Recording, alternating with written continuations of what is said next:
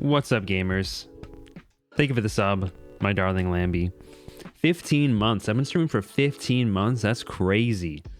That's crazy. 15 months. That's crazy. Does not feel like it's been that long. Yeah, I'm also curious what ending I'm going to get. I'm pretty sure I'm going to get the, what's called the coffin ending. I think. But we'll see. We'll see what I get. What's up, Riley? Got that rare Riley second. Get into the game here.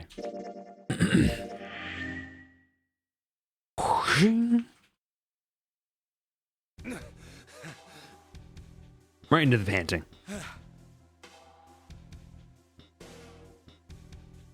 Is just the coffin ending with more stuff? Well, I can at least I can skip most of it. As their lungs struggled, Jumates have been finally arrived at the church, exhausted and out of breath. As their lungs struggled to catch their breath, their eyes frantically scanned the room.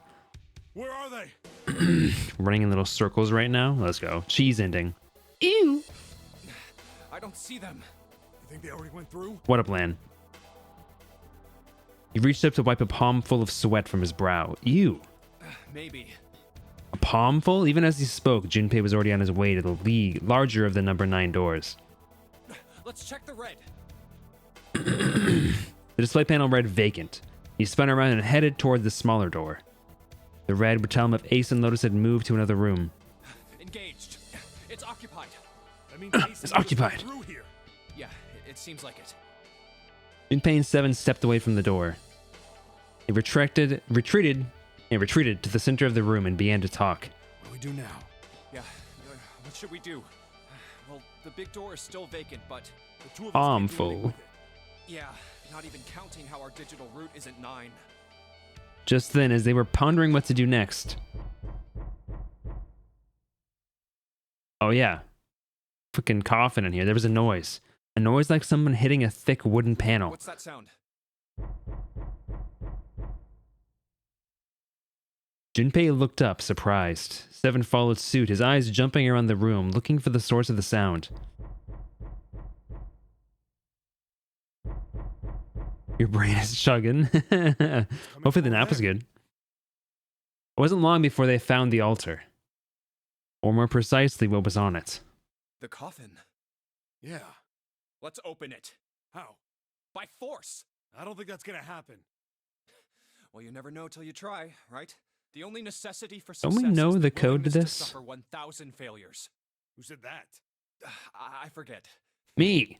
Anyway, we've got to try. Junpei and Seven leapt at the coffin. They grabbed hold of what purchase they could find and pulled. Damn it!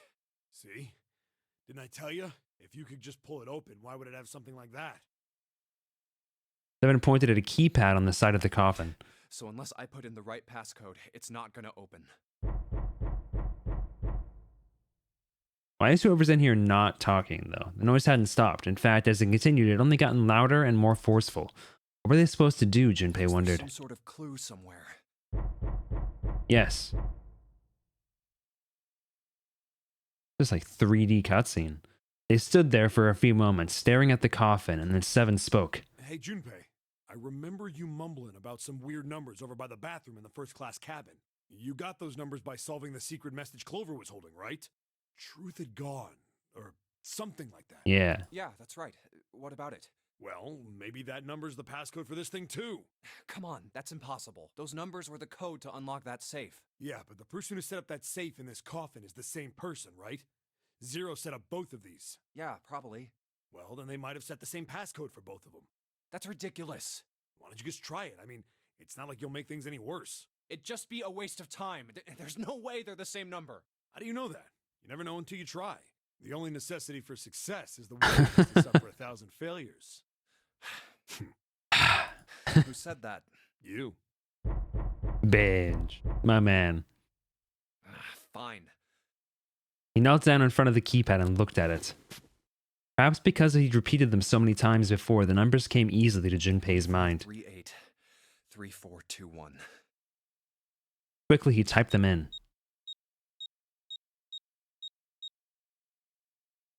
He checked that he'd entered the right numbers, took a deep breath, and pressed the E button.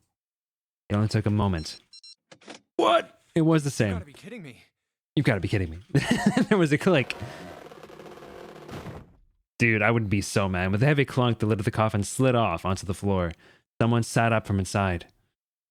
My man! You? Why? Ah, those voices. Junpei and Seven, unless I'm mistaken. Where are the others? Are they elsewhere? Of course, there was no reason Snake would have known anything about where anyone else would be. Junpei and Seven looked at one another. There was a great deal he needed to know, but... My man. They had to tell him something, however, so they began to talk. Hello, Snake. What's up, Aaron? Snake explained to them how he came to be locked in the coffin. Apparently, he'd been hit with some sort of knockout gas, and Junpei and Seven explained what had happened to the rest of them. I see. I believe I got the gist of everything. This is very Have I been cultish. sufficiently caught up? Oh, I don't know why that lagged, but...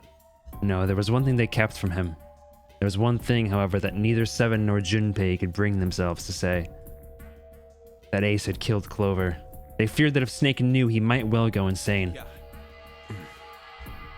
They decided as much by a look the moment Snake had climbed out of the coffin. Still doesn't explain why you were trapped in here.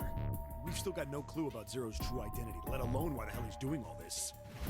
Why did he put Guy X in Snake's clothes? Is all this stuff somehow related to that notary game that was played 9 years ago? I can turn it up a bit. Let me know how that sounds. Oops. Hey, Snake, do you know anything? Junpei put the question to Snake. His answer was less than illuminating. What are you talking about? I apologize, but I have no idea what you're saying. It seemed as though Snake was, perhaps, not being entirely honest, but that knowledge did Junpei and Seven little good. Come on, just tell us if you know. I don't know what to tell you. How can I know something I don't? Percy. No matter how many times they asked, he insisted that he knew nothing. It was becoming clear that Snake wouldn't give in, and every second they spent asking him was a second wasted. This is bad. We're running out of time. We need to go after Ace. However, they stood in silence, the overpowering atmosphere of the chapel almost stifling. Junpei, Seven, and Snake simply stood at a loss for what they should do next. What do we do now? He glanced over at Snake's wrist. Sure enough, he could see the 2 on the bracelet on Snake's wrist. The three of us can't make a digital route of 9. Yeah, we just get 5. We're stuck here then. Oh. Hey, I just remembered something. Seven began patting his pockets as if he were checking to see if any of them held anything. What? I don't know if we need to say that last bit. I think What that is patting it? his pockets was enough of a description. I found something earlier. What did you find? This. He'd finally found the pocket he wanted, and his hand dove into it. Seven pulled out something round and middle. Ooh, a bracelet. There was no mistaking the number glowing at them from the face like a cartoon eye. Zero's bracelet. What did you say? Are you saying that 7 has the number 0 bracelet? Yeah, apparently a lot. Where did you get that? Snake's question was innocent enough, but if he learned the truth, if he'd been able to see, he would have noticed Seven look away. Clover gave it to me. She did? Yeah. How did she come by it? Well, she found it. See, on the other side of door 1, A deck, in the captain's quarters. She asked me to hold on to it because it was too big and bulky for her to be lugging around. Dude, Seven, you gotta come up with a better excuse, dude. Junpei could tell right away that Seven wasn't telling the truth. He even told us earlier. I haven't actually looked at it yet. Didn't want to disturb the crime scene, you know? Basic stuff. Well, I did borrow one thing. He probably said that so Snake doesn't find out about Clover. Yes. All right, Junpei. Yes, Junpei. Been nice knowing you. Wait, what? 7 plus 2 plus 0 equals 9. Come on, man. I'm just kidding. Still, just in case, I want to make sure the 0 bracelet gets picked up by the red. Snake, give me a hand, all right? Without waiting for a response, he started walking towards the door. Junpei and Snake followed him quietly. Before long, they found themselves in front of the larger of the 2 doors. Seven and Snake put their palms on the red. Once they'd done that, Seven put the number 0 bracelet on the scanner panel as well. A third asterisk appeared on the screen. 7 plus 2 plus 0 equals 9. Now they just needed to pull the lever and the door would open. Huh? Why isn't it opening? Oh. Well, the third asterisk lit up, so it must have registered the 0 bracelet. Maybe it isn't actually 0. Huh? What? That bracelet 10? may not actually produce the number 0 when scanned. That is what I'm saying. Why don't we try a few different combinations? Perhaps we can determine what number that bracelet actually contains. See, it's actually that's kind of interesting. That's only made the asterisks relevant now. Prior to this, the asterisks have never been relevant, but now they are. Oh, got That's it. interesting. Right in the very end here. Junpei nodded. They decided to use the following combination. Let's do. Oops. Let's do. Does this matter? This decision?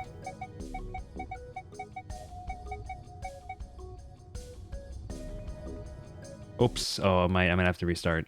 Uh-oh. I just clicked out of the game. Phew, okay. You don't think so? Okay, I'll just choose this one then. Let's try all 3 of us and the bracelet. If this combination works, then the number for this bracelet is 4. Okay. That didn't work. Then this bracelet is not. Then? This isn't exactly the most Let's try engaging Snake, of me, and gameplay bracelet. choices, but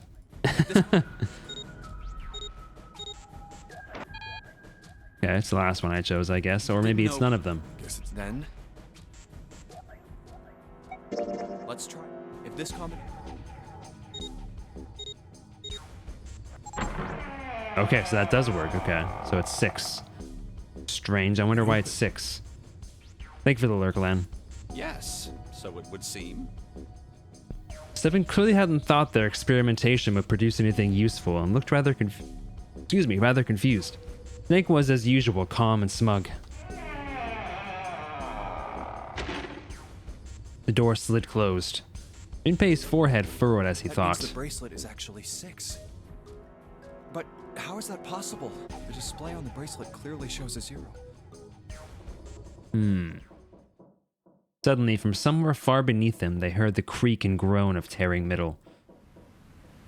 With it came the sound of water pouring into parts of the ship that had until recently been dry. Man, that's not good. I guess our time's just about up, huh?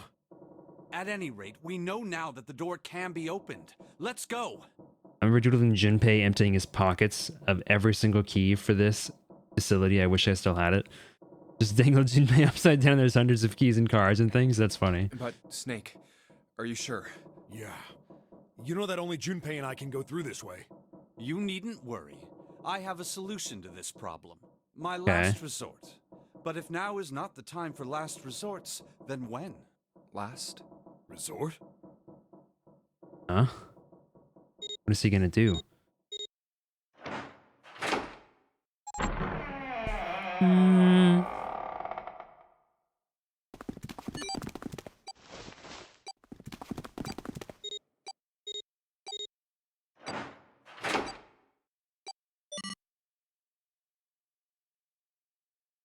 Okay. Junpei, Seven, and Snake ran full tilt down a long, straight hallway. They were headed for the stern of the ship and had no time for distractions. But how did Snake get through? As they ran, Seven spoke. Gotta admit, you really surprised me there, kid. I couldn't figure out how the hell you were gonna get out of that one. How come you didn't do that right off the bat? As I told you, it was a last resort. Had I used it at the beginning of the game, I would have come under a great deal of suspicion. I imagine that most people would have taken it to mean No, we that still I have the was 2 zero. bracelet. Once they'd convinced themselves of that, I wasn't optimistic about my chances of making it out of here alive, let alone unscathed. I felt it best to play my cards close to the chest, as it were. That way, if I were in a situation where there was nothing else I could do, I'd have a little trick up my sleeve. I'd just take my bracelet off. What? Snake's plan had been simple but effective. He'd simply removed his bracelet. How? To Junpei, it looked as though Snake had come to crush the bones of his hand until they were small enough to fit through the wristband. Of course, that would have been practically impossible, so how had he done it? My brother's left arm is... Oh! It's not like a normal... It's fake. They could slid the bracelet off and tossed it into the coffin. I know this is kind of a weird thing to say, but I'm glad that's a fake arm. Don't have to be afraid of the door if you don't got a bracelet. You are correct. He'd walked through the door easily without authenticating. He stepped out of the other side, unscathed, and began running down the hall alongside Seven and Junpei. They kept running for a while longer and eventually came upon a set of stairs leading downward on the right side of the hallway. They stopped and peered down the I think staircase. these stairs connect to the bottom deck. Doesn't look like it's underwater. They nodded quickly to one another and jogged down the stairs. It took only a few minutes to make their way to the bottom deck. There was a single hallway in front of them, and at the end of which was a single door. Let's go through that door. What happened to June and Santa? Did we just leave them? I can't remember. Inside was a massive iron gate. A plate was affixed to the top of it. It read incinerator. Incinerator? Oh my. That doesn't sound very pleasant. Do you see a lever near the gate, perhaps? Yeah, right over here. How did you know that? Well, I'd be happy to regale you with the story. I imagine it should only take half a day or so. Junpei grumbled, gave Snake a dirty look, and jogged over to the lever. Give him a If you dirty pull look. it, the door ought to open. Got it. He pulled the lever down.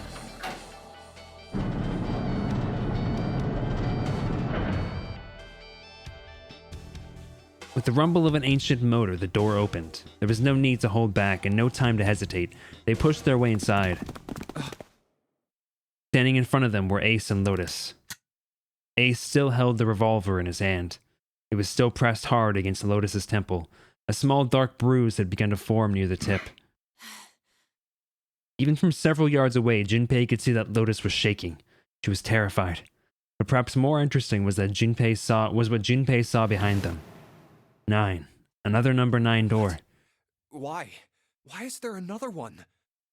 The door stopped Junpei in his tracks. It simply shouldn't have been there. As his brain finally began to consider why, the whine of a warning klaxon filled the air, drowning out any thought. Warning. Warning. Emergency incineration command has been acknowledged. What? What? Automatic incineration will take place in 9 minutes. Please What? evacuate the incinerator immediately. Oh my, how exciting. You've run quite a show here, Zero. A terrifying smile twisted Ace's What's face. the matter? Too frightened to understand? Here, let me explain. It said that the incineration system is about to activate. In 9 minutes, this room will be engulfed in flame. Who are you? You don't recognize me? I'm hurt. It's me, Snake. Snake? Oh yes, you are alive. I'm afraid your bizarre style had me confused. I'm quite glad to see that you're alive. Ace's voice didn't change. Snake around his If you teeth. don't mind my asking, how did you get here? Snake, Junpei, 7. The three of you couldn't have opened a door with a knife. Did you use Clover's bracelet, perhaps? What? Oh, you little rat. Ah, well, your reaction suggests that you did not. Hold on. Why did you think we'd have Clover's bracelet? Junpei felt his chest tighten. Oh, they haven't told you? Told me what? Clearly not. Normally I would take some time and enjoy the moment. But I'm afraid my time is at a premium just now. I'll I have hate to make Ace so this much. quick. Clover. Don't do it, Ace! Keep your goddamn mouth shut! Clover. I said stop it! Don't listen to him, Snake. Junpei could feel his voice going hoarse, but Snake didn't listen to What him. happened to Clover? Ace looked at him. The corner of his mouth curled into the hook of a cruel smile. Clover died. Color left Snake's face. He shook his head weakly. That's not true. That's impossible. It's a lie. It has to be a lie. Oh, it's quite true. I can assure you of that. I killed her myself, you see. What? I'm sorry, did I stutter? Oh. I killed her.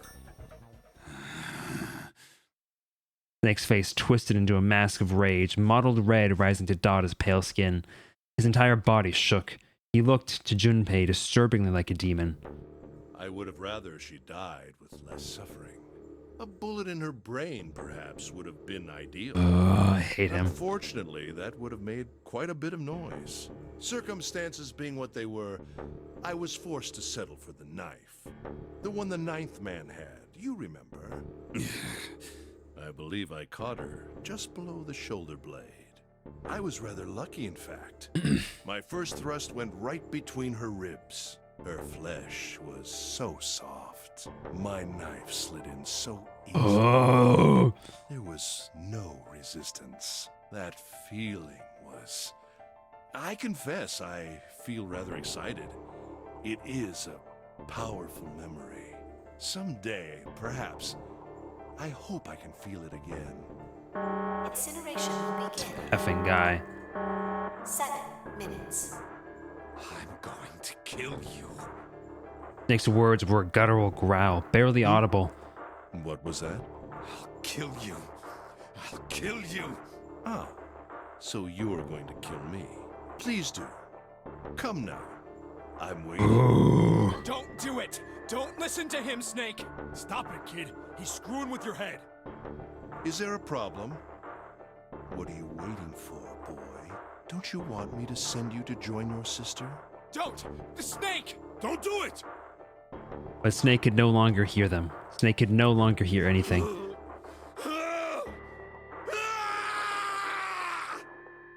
Snake moved like a bolt of lightning. His scream echoed through the incineration chamber, full of rage and despair. Snake! No! I'm pissed, dude. Another scream filled the room. It was Lotus. She ran across the room toward Junpei, her eyes wide with terror. Lotus! Hurry! This way! Snake's fated attack had loosened Ace's grip on her, and she had made a run for it.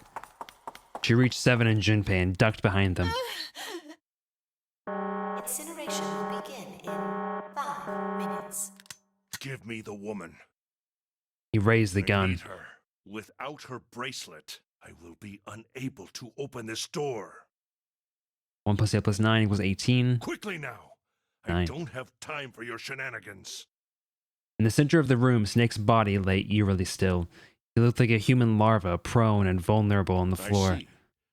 Then it would seem I have no choice. The rest of you must die as well. Fortunately, I have 5 bullets left. 1 for Junpei, another for Lotus, and the last 3 for that lump of idiotic man you call Seven. Snake! I will Snake! take Lotus's body Snake! with me and leave this room. Incineration will begin in 4 minutes. Well, it looks as though our time together is at an end. I rather enjoyed playing with you. Damn it! Junpei could see Ace's finger tighten. He could see it begin to squeeze down on the trigger. His body tensed, preparing for the catastrophic impact of hot lead against human flesh. Goodbye. Then it happened. Kill you. Snake stood up. What? No, that's impossible. For the first time, Ace's composure broke. With obvious effort, Snake lunged forward, 1 step closer to Ace, then another. He looked for all the world like a zombie. Kill you. I'll kill you. His voice was the mournful wailing of the undead. Stay away from me. Get back. Stop. If you come any closer, I'll... Get away from me. Little by little, Ace was retreating. Snake didn't stop. He continued his stiff, inexorable approach, his eyes twin pools of pure fury. Listen to me. I said don't come any closer. Shit. You bastard. Ace's revolver leapt 5 times. 5 times the air in the incinerator was split by the crack of a bullet. Snake's body twitched as 5 clouds of blood and torn flesh leapt from the air across his body. A fine pink mist drifted from his body and disappeared. Junpei didn't have time to ponder what that meant before. And then his strength was gone. His legs crumbled and his broken and battered body slid to the floor. Incineration will begin in 3 minutes. Take him out, guys. Bring him down. Finally, you're... But Snake wasn't done. I'll kill you. Even as the pool of blood beneath him grew, he began to move. He half crawled, half slid toward Ace. One bloody arm wrapped itself around Ace's leg, Get away! and the other gripped his thigh with strength that would have been long gone, that should have been long gone. You son of a bitch! You're a monster! Get off me! Let me go, damn you! I wonder if the pharmaceutical experiments are what made this happen to Snake, gave him this power. He kicked at Snake with his free leg, driving his foot into Snake's face, his arm, his shoulder. It made no difference. Snake refused to release him. Once a snake has ensnared its prey, rarely does it release it. Ooh. This is it, Ace. We're going to burn to death together. What? Incineration will begin in 2 minutes. Yeah, damn it! Damn you! Get off! Let me go, you monster! Okay, look. Think about it this way. My company owns a wonderful hospital. It has excellent doctors. You're not wounded too seriously. You don't have to die. You could be saved. Just let me go. Pathetic. Begging for your life. Then Seven and Lotus began to speak. Junpei could hear tears in their voices, and their words were strained. Snake, that's enough. You can stop now. Yes! He's right, Snake. Hey, what's up, Sasa? Welcome in, Raiders. Hey, welcome in, Raiders. Welcome in, Sasa. Welcome in, Lan. My friend Lan. Valhalla Cyberpunk. What is that game? Folks, please check Sasa out. Come on, Snake, let's go. Let's get out of here. You have to come with us. We have to leave together. Snake turned toward them.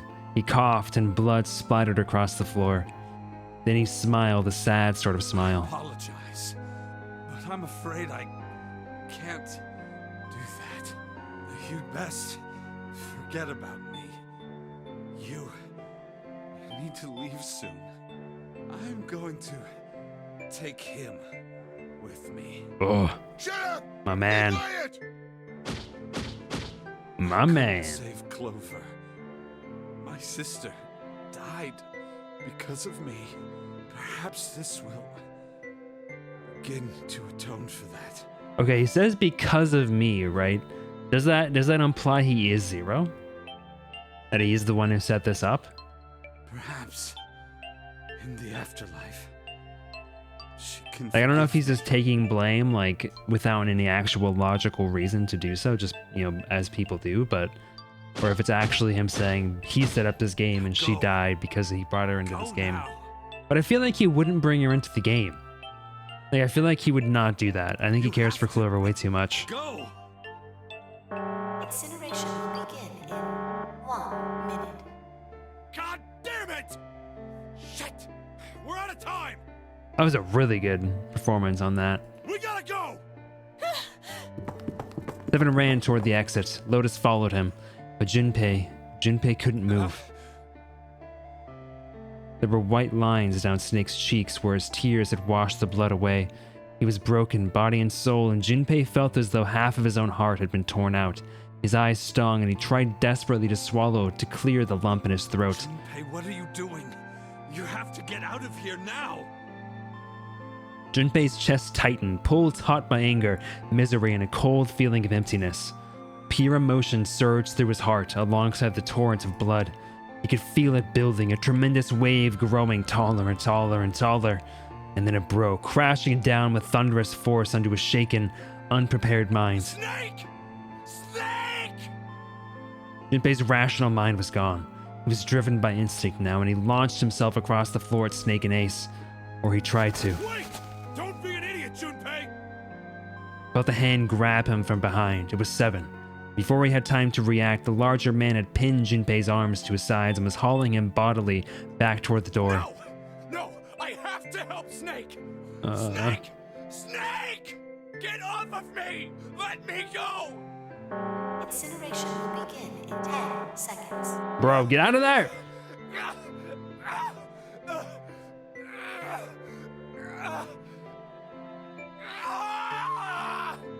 This performance, dude. 6, Damn it, I don't get a choice, kid! Don't blame me for this, alright? Oh shit. 5, 4, 3, 2, 1, 0. Ugh. Gates 2 and 3 are locked down. What about gate 1? Beginning incineration. Junpei felt Seven's fist bury itself deep in his stomach, and then his legs turned to mush. Seven scooped him up in the same motion and leapt through the door. It slammed shut behind them. Junpei struggled with shaky feet. He glanced over to see Lotus only a short distance away. Junpei ran to the door. He's... There was a small window cut into it. Inside, he could see Ace and Snake. Jin! Damn you all! Why? Why? Why me? I don't deserve this! Answer me! Yeah, you do, Bench. Answer me, Zero! Why? The performance, though, holy shiz. Zero! Zero! Holy shiz, dude. Zero! Bro got incinerated, dude. Bacon time. Ew. He didn't know how much time passed. He didn't know how long he stood there in front of the incinerator. Okay, guys, you have a very limited amount of time left. He looked to the side. Lotus's face was ashen, and if not for the hand she'd put against the wall, Junpei didn't think she could have stood. Seven looked old and tired and used. His eyes stared at the floor, seeing nothing. Junpei said nothing. He simply began to walk toward the open door and the hallway they'd come down earlier. Hey, wait! Junpei! Junpei, where are you going? He blinked when their voices broke the silence. He stopped. You stay here. I'll go get Santa and June. You're gonna bring them here? Hey, what's up, Kif? I've been doing good. How have you been doing? How? Don't worry about that. Just stay here and wait, alright? He ain't coming back. He began to walk again. He looked over his shoulder and watched Seven and Lotus grow smaller and smaller. They stared back, not moving. He wasn't sure if they could. He turned around again. He knew where he was going. I saw an elevator on the way here. If I can get it to work, then maybe... Hey, let's go, Kev. Heck yeah. Before long, Junpei found himself in front of the elevator. Next to the door was a button with a triangle on it. Please work. What are you planning to go into again? If you don't mind, Mike, I feel like I might have asked that before, but I've forgotten. He pushed it and the door opened. Yes. He's so defeated. HVAC? Heck yeah. Junpei was in the large hospital room. I don't know why I said it like that. Santa! He kept calling and walked to the center of the room. Where are they? But try as he might, he couldn't find them. Damn it. Where did they go? Increasingly frustrated and increasingly worried, Junpei left the large hospital room. He had no choice. He would have to look for them. Junpei's heart was heavy. He couldn't shake the feeling, but there was a part of him that felt it would be wrong to, even if he could. With every step he took, his legs felt more and more like lead. HVAC's a hard job, but it pays quite well.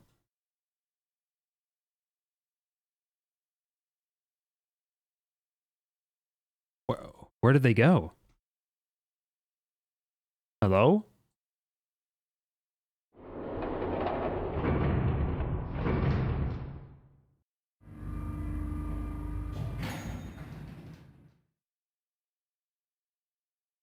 What?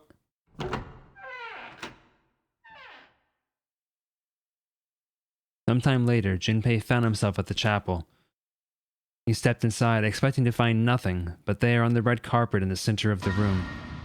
June. No, goodness didn't matter any longer. It was Connie. Junpei cried her name and ran. Like lightning, he ran across the room toward her. Connie! He stumbled to a stop. As he looked down on her body, lying so still on the floor, he felt the icy grip of fear upon his heart. She was so very still. No. It can't be. It's impossible. Slowly, Junpei bent down toward her. His hands shook and he felt very cold and very hot at the same time. He forced himself to look. Her back was moving. Slowly, it rose and fell. Relief washed over him. Connie! Where's Santa? Junpei reached down and gently, very gently, lifted her up. Connie, are you alright? Jumpy? Her face was pale and her lips were dry and cracked. Her eyes were blank and cloudy. They stared straight at Junpei but saw nothing. Trembling, Junpei wrapped his arm around her back. She was cold, very cold. Junpei tried to convince himself that it was only his imagination, but she felt as though she were fading away. He'd feel his heart pounding frantically in his chest. Oh man. Connie, what the hell happened to you? You feel... Jumpy, I'm sorry. Her voice was very faint. I might not make it. No way I am going to let you die. I am gonna save you, I promise. Thank you, Jumpy. Thank you so much for everything. I was really happy to Okay, see one you. question that we haven't really had any answers for so far is what exactly is happening to June? Why is she so sickly? Happy. Is she just actually sick? Give me that I was crap. You're gonna see me again lots more times. You just gotta hang on. Alright, Connie? Jumpy, did you know you meant a lot to me? I've liked you for a long... This is basically what happened last time. Junpei's vision had gone blurry. It took him a moment to realize his eyes were filled with tears. He could feel a piercing point of heat deep in his heart, like a white-hot flame. He looked down at Akane. There was a crack of static from above his head, and a voice spoke. You son of a bitch! Where are you hiding? Junpei frantically scanned the ceiling for the source of the voice.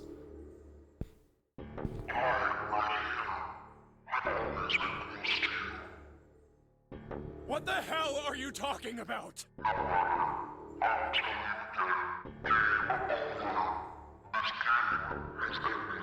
I want to say that the unlocking emoji thing only lasts for the stream. I mean, I can't change that, unfortunately. No, it hasn't. I'm not gonna let it end yet. I'm gonna get out of here with Connie. Why? The wrong path?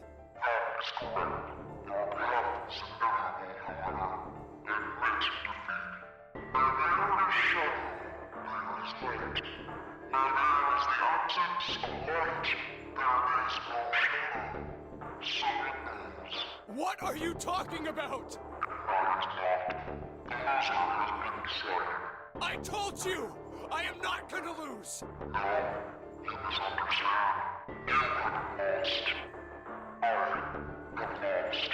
What? What? Junpei didn't have time to ponder what that meant before. He heard the door slam shut behind him. He spun around. There was no one there. Was it Zero? Connie, wait here. I'll be right back, I promise. She managed a single nod. Is Santa Zero? Junpei laid her back down gently and left for the door. If not, where is he? He yanked it open and shot outside. No one. The hall was empty. There was nothing moving anywhere. Where are you? It doesn't matter. I need to get Connie out first. He didn't want to leave Connie alone any longer than he had to, so Junpei returned around and headed back to the chapel. What? Connie! She wasn't there. She wasn't anywhere. She'd been lying there on the floor just moments before, and now she was Oh gone. God. No. No. Where is she? Connie. Connie! Connie! Connie! His cry split the heavens themselves.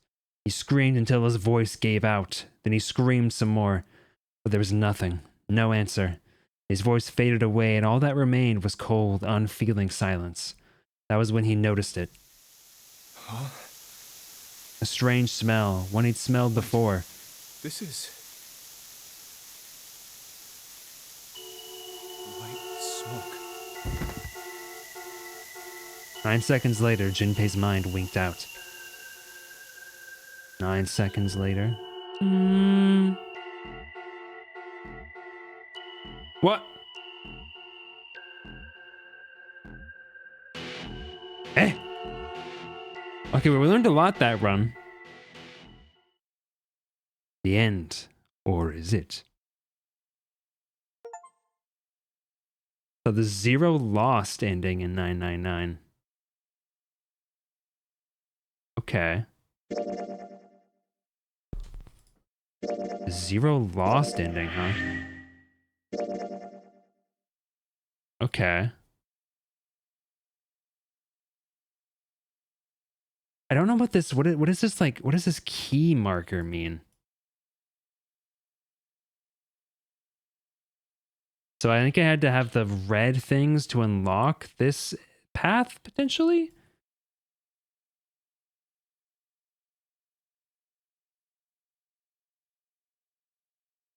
No, I mean, that can't be the safe ending, right? That can't be the true ending. Everyone died. Oh, that's what you need for the true ending. Okay. I guess so. Should I do something different now, or should I try to go for like this ending over here? I'm assuming the true ending just branches off of this one, like you said. I think it just, you have to come down here with something different.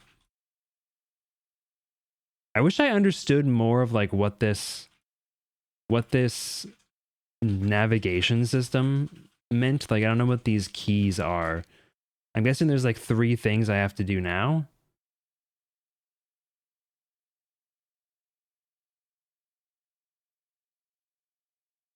Well, I don't know if I can. I think I was forced on this path. I don't think there was any choice I could have made here. I don't know where I'd have to go to make the knife ending happen. Who died? Everyone died. Everyone died in that ending. 0 lost in this ending, apparently. Somehow. I don't know how 0 lost in this ending, but 0 lost in that ending, apparently.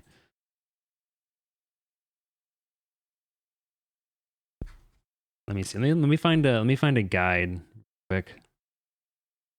I really want like a high quality guide for this game, but one doesn't really exist from what I found. 999 ending guide.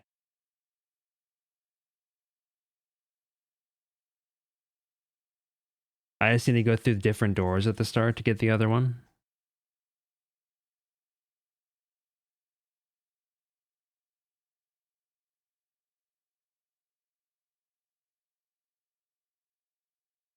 Short guide. I mean, do I need all of the endings in order to get the final ending? Yay! Hey, what up, Ian? Thank you for the sub. No, I do want to do them all. Yeah.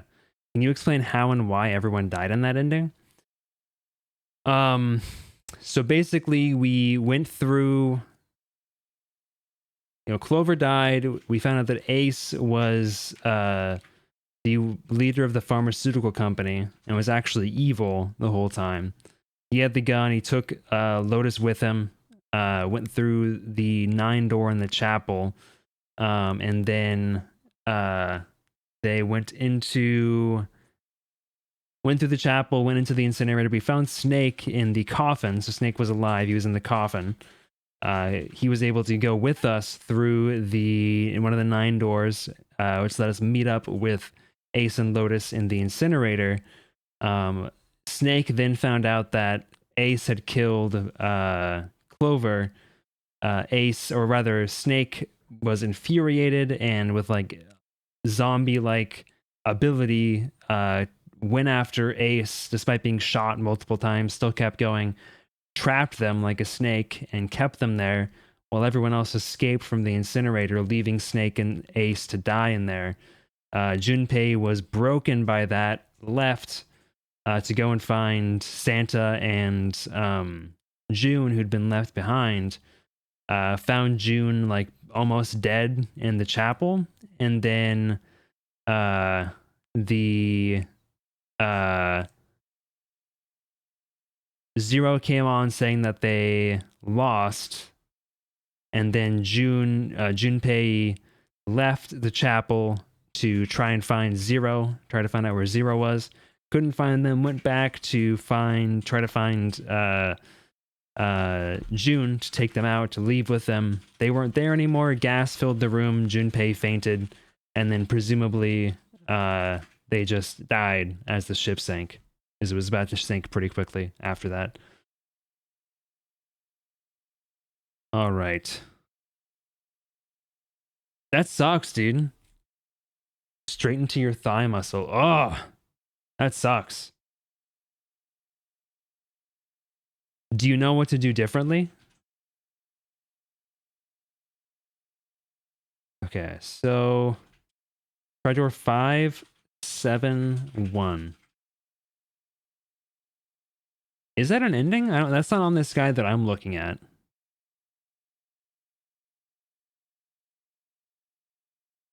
I don't know if it's different either. This is a guide for the DS2. The one that I have has 471, 581, 486, 545, either door 4 or 5, door 3, 2, and then door 5, 8, and 6. And then the true ending is door 471 again, but there's special instructions.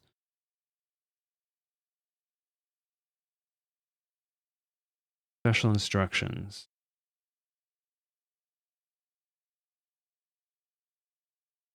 In order to achieve endings 1 and 6, you have to make specific story decisions. All of these prompts must be followed. If any of them aren't, you will default to ending number 2. See, they don't have the ending names in here, which I get why they don't, because it like you kind of know, like if you know it's the knife ending, okay, what's gonna happen with the knife? But at the other hand, I'm like, I wish I knew which ending they were talking about. Maybe like a spoiler tag would be a good idea. For Ice 9, hear the story.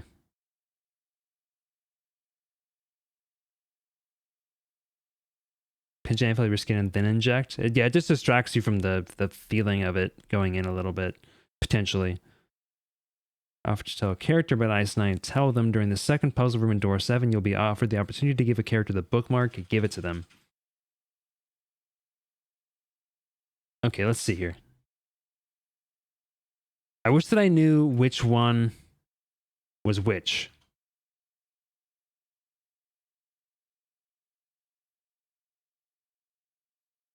Do 476 or 486 or 578.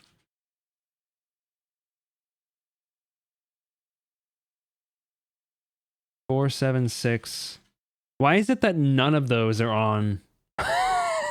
None of those are on this guide that I'm looking at. 486. 486 is. But 576 isn't. There are multiple ways to get it? Okay. I guess should I just do your way then? We could do 4 and 5 doors.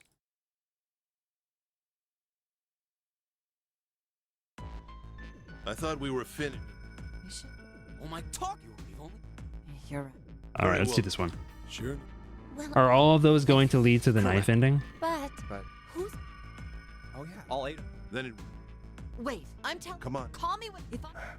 So, Oh. hey man, If you think- what the? Okay. Doesn't oh, fine. I'll go into door 5. I can't go. Anyone else? I'll go. I'll go. That, if you. What? There's. If I had it. But did Oh, the. Shut up, Ace. Wait, what about the... Fucking rat bastard. 8, 2. Oh. Wait, something 8. It's full. Add up. Then we... Yes. Load. Are these really the or should I? All right. It's C. I'm. Where are The doors. Which? Okay, so let's do 4. Let's just do 476, I guess. All good. There's nothing. I should see. Looks like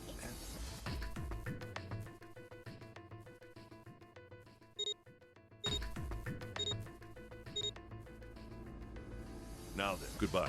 Be careful. Oh, okay, my big question. Okay, I'm gonna try this really fast before I go through all this. Like, before I deal with going through like all of this effing. Okay. Okay, so it's showing me that this path is blocked off now. I think I've missed out. I'm not able to get these guys now. Maybe? Because I chose this path? I don't know what this thing means. The 4-door. That's okay. Let's do the 4-door. I'm gonna try to see if I can navigate it through this I'll go first. without having to go through all the cutscenes and all the dialogue and just skip through to We the ready? content that I'd like to get to. So we come down here, and I've got the 3, 7, and 8 doors. So I could do this. So 4, 7, 8. I can come here. 3, 7, and 8 doors. So I'm gonna do 7, but I don't think that's an option here. I don't know if I can do it from here. I don't think I've gone down the 7 path before. I think that's this way. There's the 8 door. Outside the lab. And there's the 3 door. Okay. I guess I'll go here. 1, 6, and 2 doors. 6 door. The 1 door. Okay. Yeah. I guess I'll go here and do the story here and choose the 8 door. Or sorry, the 7 door rather. Well, we really don't have it. We can't let his right. Like, You say No. Yeah. You say something, Well, Bench? You for. It's the same. Got it. You're next 7. What? Who? Oh, you- All right. Junpei. Yep, haven't done door 7 yet. I think. Okay. Yeah. All right then. What? What? If the 6 there are only What? What? have 4 more. Wait, I haven't done this No, in escape other room words, before. I think get this it is the down. last escape room that I haven't done. Hey, we got us. This is just like when we went. We got split. I'll bet 7. you mean they're Yeah. probably. I'm sure they're gonna connect. Why? If they don't, in other words, the game would end. Right? Zero's been on top of his shit. I'm damn. He's not gonna end this. Everything's. Yes. Anyway, Clover and I will both. I figure I'll take it. Any problems with that? Whatever. All right. We're ready to go then. Let's move. And sent his command, the group split and headed for their respective doors. Clover 7 and Junpei walked toward door 7. Santa, Lotus, and June headed for door 8. For a long moment, they stood in front of the door. 7 took a deep breath. You guys ready? Let me actually make sure. Did it properly take my flow down? Okay, it did. It did. It went down this way. That was the 4 door. Okay, cool. That works. Yeah. Okay. Okay. Cool. I think you can manipulate the flow going down, so that's quite helpful. I don't know if it's gonna open. keep track of like things that I do within rooms. Like if I go to that escape room and I do the safe, I don't know if it'll track that correctly or not. But a narrow hallway stretched out before them. 7 and Clover leapt through the door. Let's do this. Hurry! The moment they did, their bracelets beeped. The detonators in the bracelets had been activated. Junpei stepped forward to follow them. But as he was about to step over the threshold, he stopped. He looked to his right, toward door 8. June stood there, a mirror image of Junpei. She turned and looked toward him. Their eyes met. They nodded. June. Jumpy. Their farewell took almost 1.5 What the hell seconds. are you doing, Junpei? Junpei, what the fudge, man? Get in here! Then someone took hold of Junpei's arms and hauled him bodily through the door. He heard the sound of the numbered door slam shut behind him. His bracelet gave a cold, electronic beep. Only 81 seconds left. No time to waste, guys. Let's get moving. 7 led the way down the hallway. Junpei and Clover followed him as fast as they could. After what seemed like far more than 81 seconds, they reached the end of the hall. Look! The door on the left! I can see the dead! There was no time to rest or catch their breath. All three slammed their hands in quick succession over the scanner panel on the dead.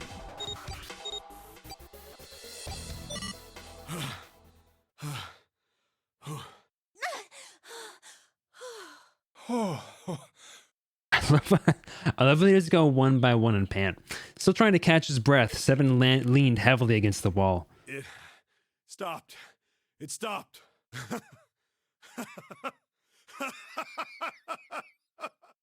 His smile seemed forced and a little This is crooked. the second time we've gone through one of these numbered doors, but whew, you never really get used to it. He stood up straight, no longer out of breath, and wiped some of the sweat from his head and neck. Clover smirked at him. I would have thought a guy your size would have bigger balls than that. What? Jeez, Clover. What the hell did you just say? Say it again! I dare you! You How old is have Clover? No. You little... You want to die? I'd like to see you try. You fucking brat. All right, let's go. You effing brat! Hey, calm down, guys. This isn't the time for this. It's not gonna do That's us true, any she good. does. Junpei sighed. Sometimes he wondered if the doors and the puzzles were really the greatest challenge they faced. Wait here for a minute, all right? I'm gonna go see if there are any other doors.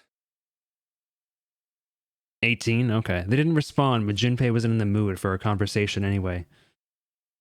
We just came through this door. And of course it's shut tight. There's a short hallway on the left here, and an iron wall. I doubt I can get through it. At last he gave up and returned to Seven, who was tapping lightly on the wooden door. This door's the only option we've got, right? Yeah, looks like it. Hey, something's written on the door, on that iron plate. It says operating room. If this thing's telling the truth, there could be body parts inside here. Well, this is probably not going to be pleasant. Ooh, why is there another? Oh, that was the red. Something about it made Junpei feel nervous. Well, there's no point. I mean, in yeah, standing probably around. the dead body part. Might as well go in and see what's waiting for us. Seven grabbed the brass knob and slowly opened the door. The creak of the hinge sounded like the groan of an old woman. What's wrong? No, it's nothing. A chill snaked its way down Junpei's Let's just go. spine. Quickly, he gathered what courage he could and took the first step into the room. Seven followed with Clover right behind him. Are you gonna play Marvel Rivals with Ian, Sheepy? Part of the room just past the door was obscured by a screen. What the hell is this? Why don't we take a look? Hey, Clover. Clover's curiosity got the better of her, and she darted past Junpei to peer around the screen. Her scream nearly blew out Junpei's eardrums. Clover! He and Seven ran toward Clover to see what had frightened Hey, her. what's wrong? Yeah, let's go. They ran to the screen, and the cause of her outburst was immediately clear. Oh. What the hell is this? Oh, you know what game I really want to play? This makes me think of it. I really want to play Mortuary's Assistant. Is this a corpse? It was something that looked kind of like a human, lying across some sort of bed. No, not a bed. An operating table. The table sat on a rusty steel lift, and a cluster of bright operating lights shone down on it from the ceiling. That's not the right version of shone. We should probably take a closer look. Yeah. Slowly they approached. Oh, my lord. As they got closer to the body, it became clear that it wasn't a body at all. This is... What the hell? That's just a huge doll or I something. hated this place. Doll? I don't know if I would call this a doll. Clover did not look terribly comforted. Slowly, she approached the operating table and looked as intently as possible, from as far away as possible, at the thing. Me at the dentist's office, you're laying full frontal, full down. Junpei could see her relax. Right. It's only a doll. Man. Face really frocked you scary. out. She heaved a great sigh of relief and wiped a few drops of sweat from her forehead. Seven smirked. Well, I guess it would have been weird if you actually had any balls. Shut it! Don't you start with me, fatty. Hey, what the heck, Clover? What's this?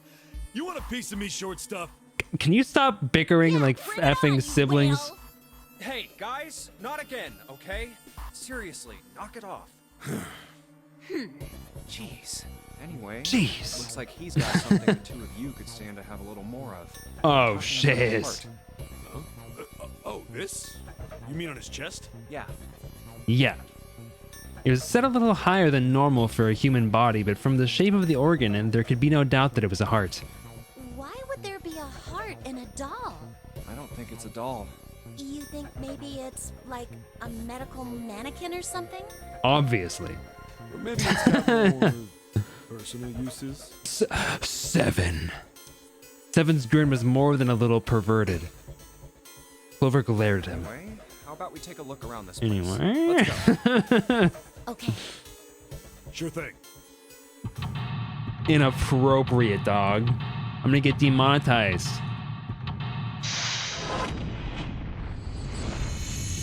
Or maybe it's got more personal uses. Operating room. Hey, I wonder what this thing is. It says kg on the display. You think maybe it's a scale? These dolls are really kind of creepy, you know. Hey, it says something here. John. Think that's this doll's name? Maybe? This thing is creepy. I wonder why it's on the bed. Thank you for the alert, Guyan. An operating table. Do you think old operating tables looked like this? I have no idea. It's fun. It's nice seeing Clover actually be happy again. That's a lot of surgery stuff. There are some scalpels, a few pairs of forceps, and a couple of syringes. All of it's too rusty to be useful, though. Hey, there's a scalpel here that looks new. I'll take that. Yoink. A medical mannequin with its guts showing. Ew. Gross. Hey, Junpei, there's a slit in this thing's chest. Yeah, sure is. There's something in there. Maybe we can get it out. Ugh, damn it. This ticket thing won't budge. It's stuck. Well, I guess you can't use force on this one then. We need something small that can fit into that little hole. What about Seven's penis? If something can fit into those cracks, maybe we could take out some of the internal organs. Okay, so the scalpel is not going to do. What about anything here? They use these for surgery, right? Let's see. Syringes, cups, a plate. There's a sort of scissor-ish thing. Okay. Coacher? Forceps? Coacher? What's this thing? It's got those short iron legs. Maybe it's a heater? There's nothing inside of it. Okay. Oh! Another medical mannequin? From the looks of it, this one's a chick. She has a name too. Lucy. Poor thing. Looks like Miss Lucy only has a head and a left arm. Maybe we're supposed to gather all her parts. Interesting. Don't like Lucy very much, I must say. Fake chest, okay. Maybe you're supposed to heat something like that gauze to kill bacteria. There's a boiling thingy over there. There's nothing on the lid or in the drawers. Bunch of different kinds of medication. It's hard to tell them apart. Lots of medication on the shelves. They all look like medicine. They've got labels, but they're all big medical words that I don't understand. It's locked. We can probably find the key if we just look some more. Let's look somewhere else. Let's go this way. Chemical room. Looks like it's locked. Guess we're gonna need a key for this one. Junpei, where are you going? That's the door we came through. The only thing out there is the numbered door. I'm pretty sure I don't need to tell you that the numbered door is a one-way deal, so... You're saying there's no point to going back, huh? And they're nodding. Awesome. Okay, can I use the kosher forceps on this? Yeah, okay, fake organ. The chest of the medical mannequin. One of the organs is missing. The organ is... Oregon? Really, Clover? I expected more from you. Oh, like you could do better.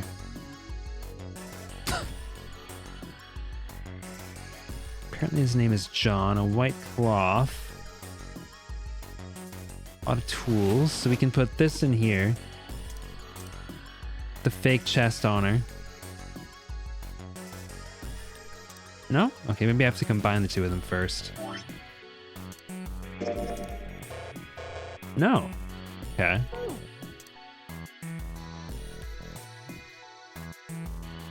Can I combine these maybe? No. Ew, that's gross. That's the chest. It's a woman's chest. The heart's gone, but it's pretty hot. That kind of thing turns you on, Seven. You're a real creepo. Okay. Enough. Okay, so I can't take John's? There's some sort of lid on this thing. Why don't I just try opening it? Yeah, there's no handle. Can't get under with my nails either. Okay. And I can't take that out. What am I missing? Can't go in there.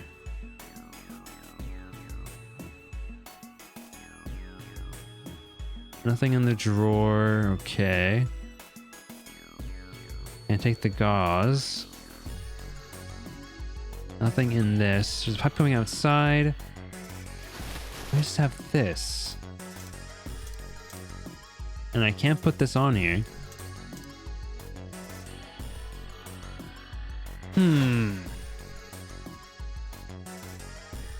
What am I missing? Can't do anything with the white cloth. Old operating table, medical thing is laying on it. Not useful. Just a wooden partition, nothing special about it.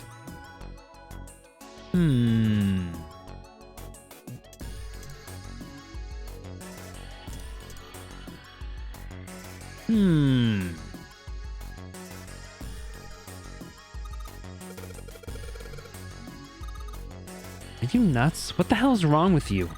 Are you flexible like an octopus or something?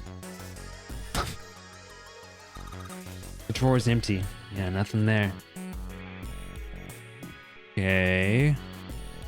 There's part of this map that I'm missing? Can I maybe keep going over here? No. I can't go in here. And that's locked.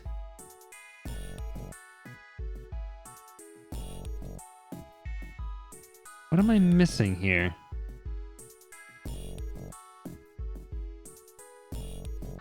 It could be a scale next to the operating table. And like a lid on the front. I can't weigh the organ. Can't weigh the fake chest. Can't use the scalpel to break into it. John is just lying there, menacingly. Tables, nothing.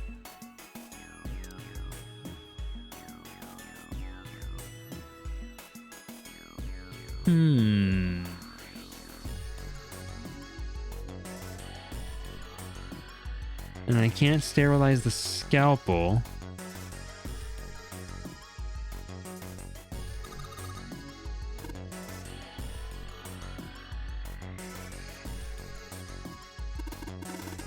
Poop out the bomb. Zero bitterness.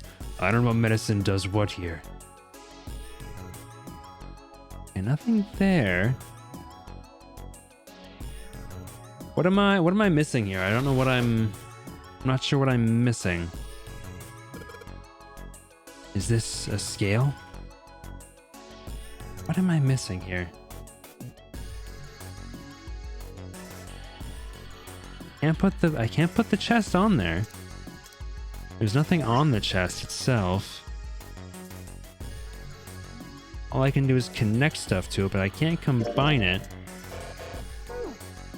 Can I combine this? Oh wait, let's try cutting open this organ with a scalpel. Okay, here we go. I thought I tried that, but I guess I just thought I did. Awesome, it's unlocked. Hey Junpei, you think there are any slugs on this ship? Huh? Well, if there was, I was thinking we could put salt on them. What's she pointing at? The label states NaCl. Salt, huh? You think Seven will shrivel up if we put it on him? Hey, you say something? bottle of salt on the shelf. The label says NaCl. Junpei, there's a bottle of iron powder on the shelf. How do you know it's iron? The label says Fe. Fe stands for iron, right? Right, it does. Something stinks. Is it coming from this bottle? It says NH3. Well, that of course stinks. It's ammonia. On the table, iron 1, salt 2, water 3, carbon dioxide question mark, ammonia question mark, ethanol question mark. What do you think this is a hint for? Maybe it's got something to do with this box? Blue liquid. Red liquid. Combine them. Okay. What's this? Looks like a can with a spray nozzle. It says CO2. So it's a can filled with carbon dioxide.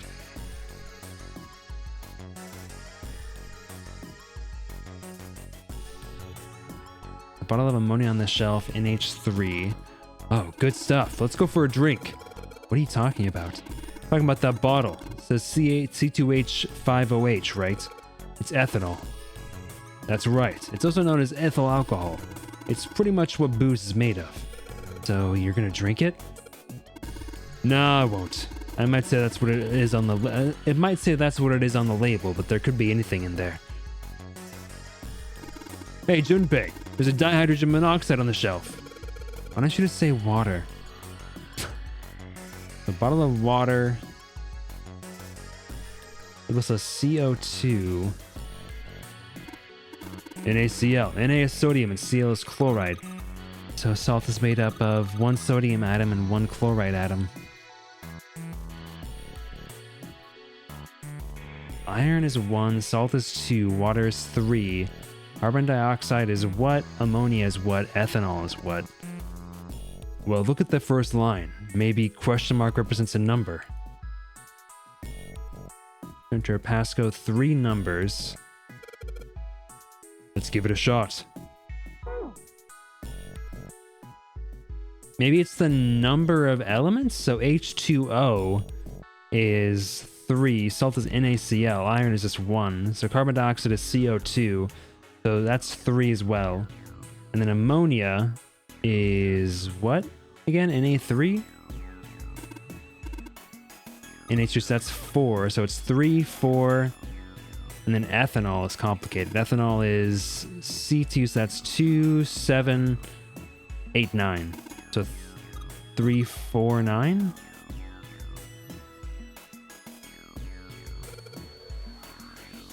Three, 4, 9? Nice. Fake heart. I don't know, is that everything in this room? Probably. I think it is. Do you think we should go back? Yeah, I think that's probably best. Clover nodded and left. Junpei was about to follow her when he realized that Seven wasn't following suit. Hey, Seven, what's up? Oh, well, He looked up at Junpei distractedly and then back down at the brown bottle he held cupped in his large hands.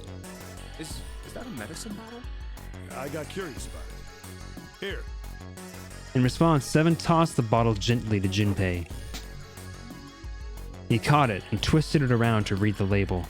Ethylene diamine tartrate? I think I recognize that name. Yeah, that's right. CDT. What kind of medicine is that? It's not medicine. I think it's an industrial strength detergent. Ah. They have something like that here. Well, probably to clean stuff up. Clean what up? Fuck if I know. Still. Are we blood? Looks like I would it's guess. cleaned my brain I mean, up. blood, pretty easy to clean, but... Junpei looked up from the bottle. You remember something? Yeah. Seven nodded slowly and spoke. Well, I remember a story about EDT. Happened about 50 years ago. There was this factory somewhere in America making big old EDT crystals. They were making it to sell as an industrial strength cleaner, like I told you before. But a year after the factory started up, something strange started happening with the crystals they were building. Water molecules started attaching themselves to the EDT crystals. This made them into a sort of mutation of the original crystals, called a hydrate. Well, Once the crystals turn into a hydrate, though, it's useless as a cleaner. The factory had to just dump the crystals. As a hydrate, they were useless. But it didn't end there.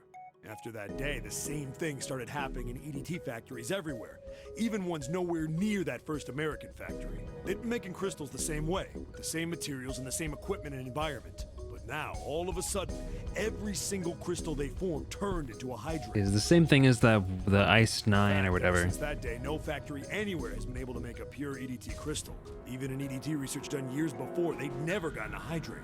But after it happened at the first factory, it just spread. It was like, man, how do you say it? Like the molecules were communicating with one another, transmitting information in a way humans couldn't perceive. This phenomenon spread throughout the world, right? Jinpei looked up at Seven with half a smirk. Seven stared at him, dumbfounded. Yeah, that's it exactly. But how did you know? I heard another story, kind of like that one. When? In the freezer? What? The freezer? Yeah, June told me. Jinpei told Seven the story he'd heard from June in the freezer in the kitchen. How one day glycerin began to crystallize, and the story of ice that wouldn't melt at room temperature. When Jinpei was done, Seven looked thoughtful and absent-mindedly rubbed the scar on his chin. Ice that doesn't melt at room temperature, huh? That sounds familiar? Yeah, hold up. I feel like I can remember something. It's right there. Seven squinted. His eyes stared off into space as if he were trying desperately to focus on something far away. Do you Know about Ice 9? Do you know about Ice 9? Ice 9? Ice 9. Ice 9. Ice.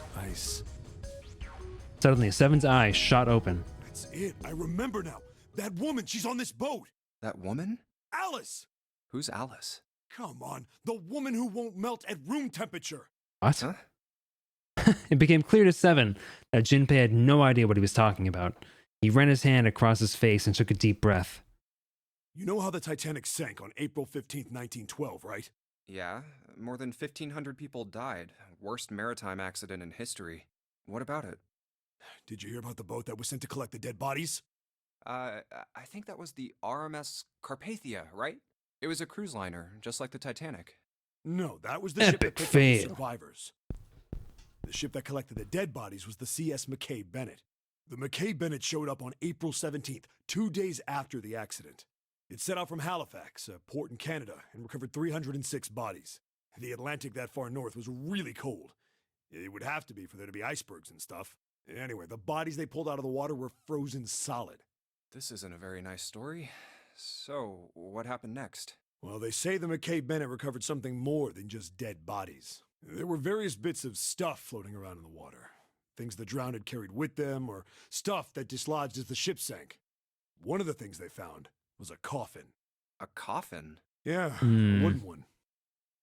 The craftsman who made it must have been pretty skilled. It wasn't just a wooden coffin. It was all wood. No nails, no reinforcements, no gaps in the wood anywhere. The thing was airtight. The crew got pretty curious about what might be inside it and opened it up. They had to get a wedge and hammer it open. It was so well. Inside, they found a woman. Or, I guess you should say, they found the dead body of a woman. Her hair was thick and black, and her skin rich brown with no blemishes or signs of decomposition. They say that she looked gorgeous, like a goddess. She was obviously dead, but everyone who looked at her said she just looked like she was sleeping. Her skin was so lifelike, she looked like she might wake up any minute. And she didn't. Like the rest of the bodies they found, she was frozen solid. Eventually, the McKay Bennett finished searching and returned to Halifax. The 306 bodies were unloaded and taken ashore. However, it was warm enough that they began to thaw. They say that the stink was horrible. But there was one body that didn't thaw, and that was... The girl in the coffin. That's right. Everybody thought for sure that she'd melt and start to rot like the rest of them eventually, but weeks passed and nothing happened. And a month passed, and another.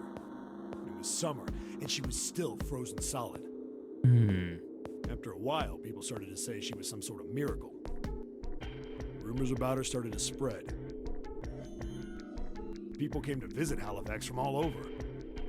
After a while, people started to call her All Ice. Alice. Of course, those rumors didn't last long. Why? Well, she up and disappeared. One day Alice was there, the next day she wasn't. They say someone snuck into where they were keeping her and stole the body. With the body gone, the rumors followed pretty quickly. After a while, no one remembered her. You might be able to find something about her if you could find a newspaper from back then, but that's about it. Wait, you just said that she was on this boat. Yeah, I did.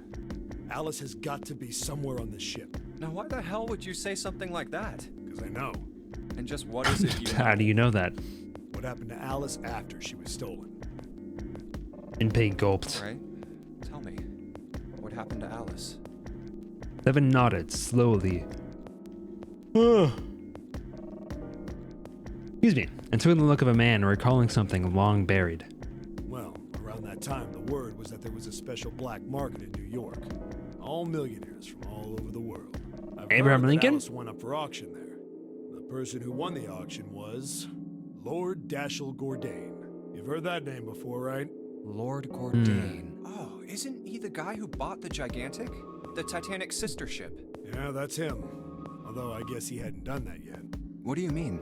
Gordain bought Alice in 1912, and 4 years later, in 1916, he bought the Gigantic, and he hid Alice somewhere on the Gigantic, but nobody knows where. He died in 1931, and apparently he died without ever telling anyone where Alice was hidden. However,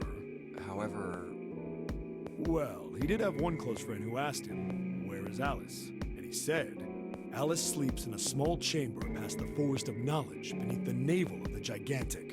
What the hell is that? Is it some kind of riddle? Your guess is as good as mine. Seven threw his hands up in So defeat. that's it. Whatever you think, I believe it. She's hidden somewhere on the Gigantic. In other words, she's hidden somewhere on this ship. Before Junpei could dispute Seven's rather bizarre claim, as Junpei was trying to figure out what on earth he was going to say next, Clover's shrill voice pierced the room. Hey, what are you two doing over there? Stop wasting time and get over here. Thank you, Clover. Good lord. Okay, we're coming. Jeez. Seven looked at Junpei. Yeah, so anyway, that's the story. It might be useful someday. Don't forget it. With that cryptic remark, he turned and left the room. Alice. Huh. Junpei was left behind to ponder what he just heard. He tried to remember what June had told him earlier. That mummy wasn't just a normal mummy. They say that she was frozen. The story says that from the time of its discovery all the way through to when it got put on the Titanic, even though it was carried through the desert, her body never melted. Then was that Egyptian priestess Alice? Did the water in her body become Ice 9? No, that's nuts. There's no way somebody like that could exist. Junpei shook his head, trying desperately to clear it, and followed Seven to the operating room where Clover was waiting. Phew! Alright. Can we unlock this door? Nope. Oops. Alright, let's see here. Let's go ahead and combine the heart and the chest. Nope. Never mind. Combine the arm and the chest. Oh, never mind.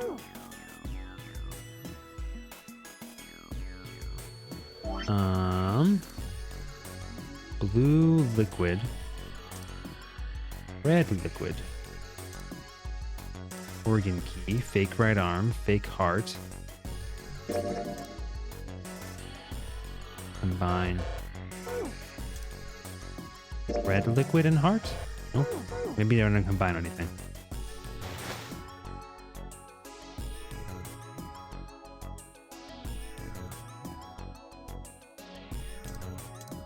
Maybe. The organ key was specifically for the door. Maybe it has another use.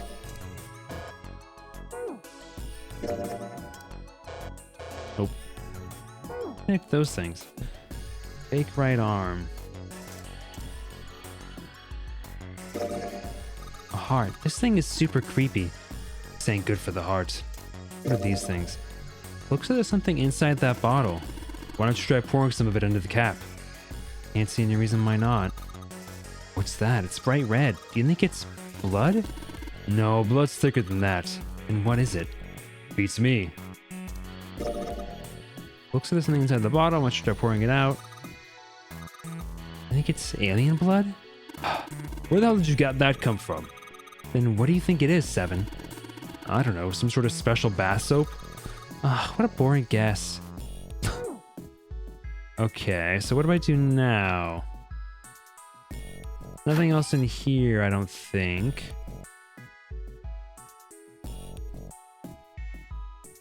I'm pretty sure that I'm tapped out in this room. And I can't go in there. What if I heat up one of the liquids? Nope.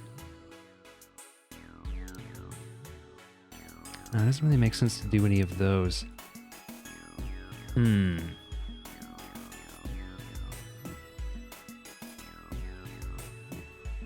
Old operating table. The medical mannequin is lying on it. Can't do anything with John.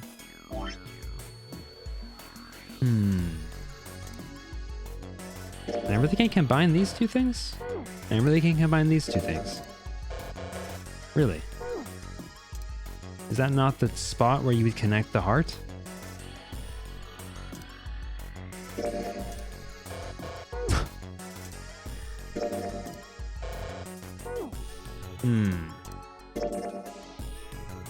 The hole in the left side of the chest. Yeah, okay. Kinda creepy. There's a key in this organ. Found a key in the internal organ.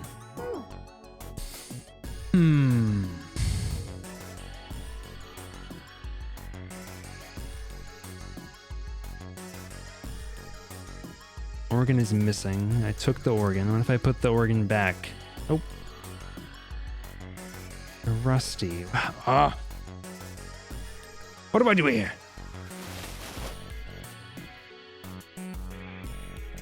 And I can't put the chest on the table, right?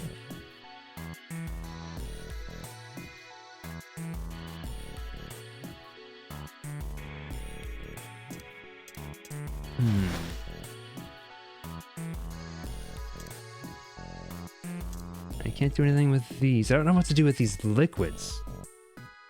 What do I do with these liquids?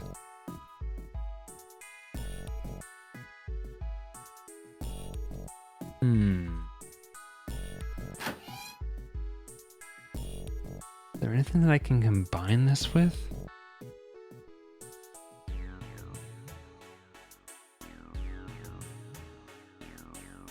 No.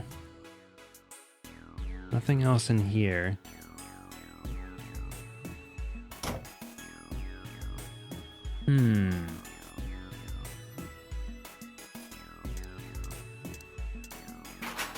Oh, wait.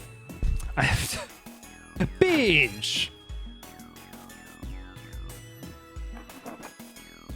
Let's see if... piece of paper. What's this? Some kind of medical record? New material has been added to the file screen. Oops. Menu. File. A medical record found in the preparation room. It has records for the two mannequins. There's a male mannequin named John and a female named Maisel? Lucy. The record shows each mannequin's total weight and the weights of their individual parts. Okay.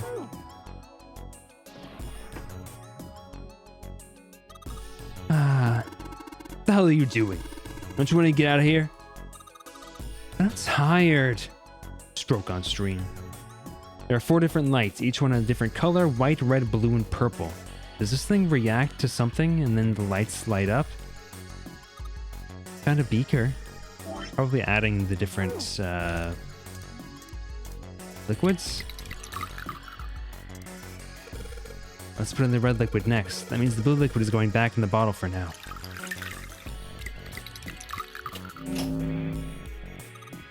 Hey, it turned red. Forget about that. Didn't you hear that just now?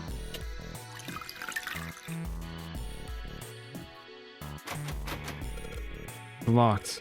It won't even budge. Do you think this is the exit? Oops. The red just opened. Okay, cool.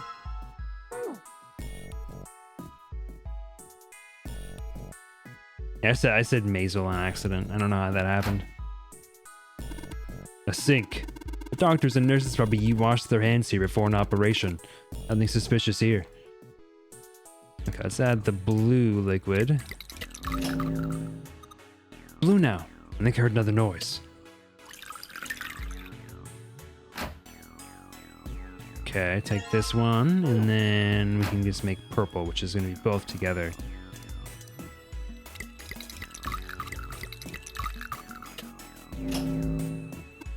I get it. You combine the red liquid and the blue liquid to make a purple one. Good job, Junpei. The purple light came on and I heard it unlock. I'm sure it's unlocked. The locker with the purple plate has got to be unlocked. All right, let's see what happened.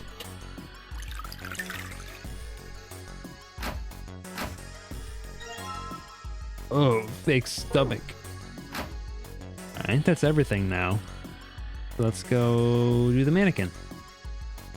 Oops. Get me out of here.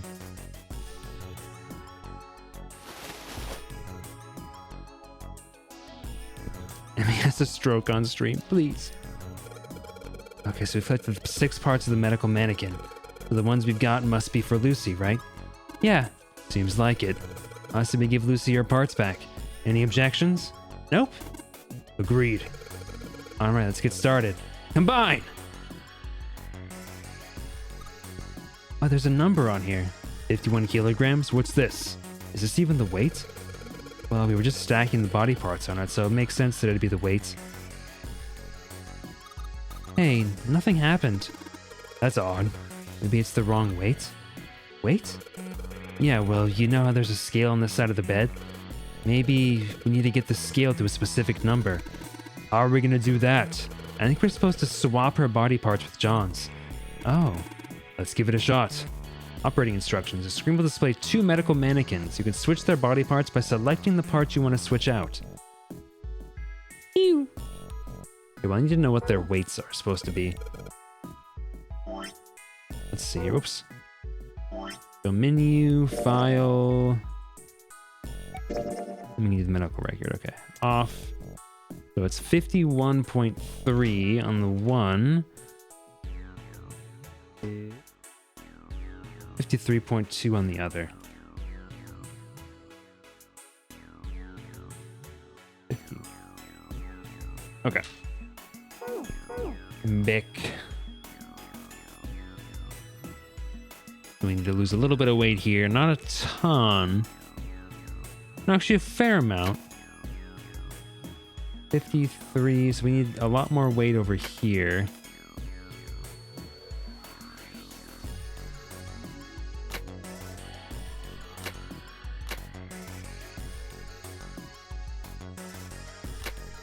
$51.8, 52.7, 52.2, 51.7, 52.8,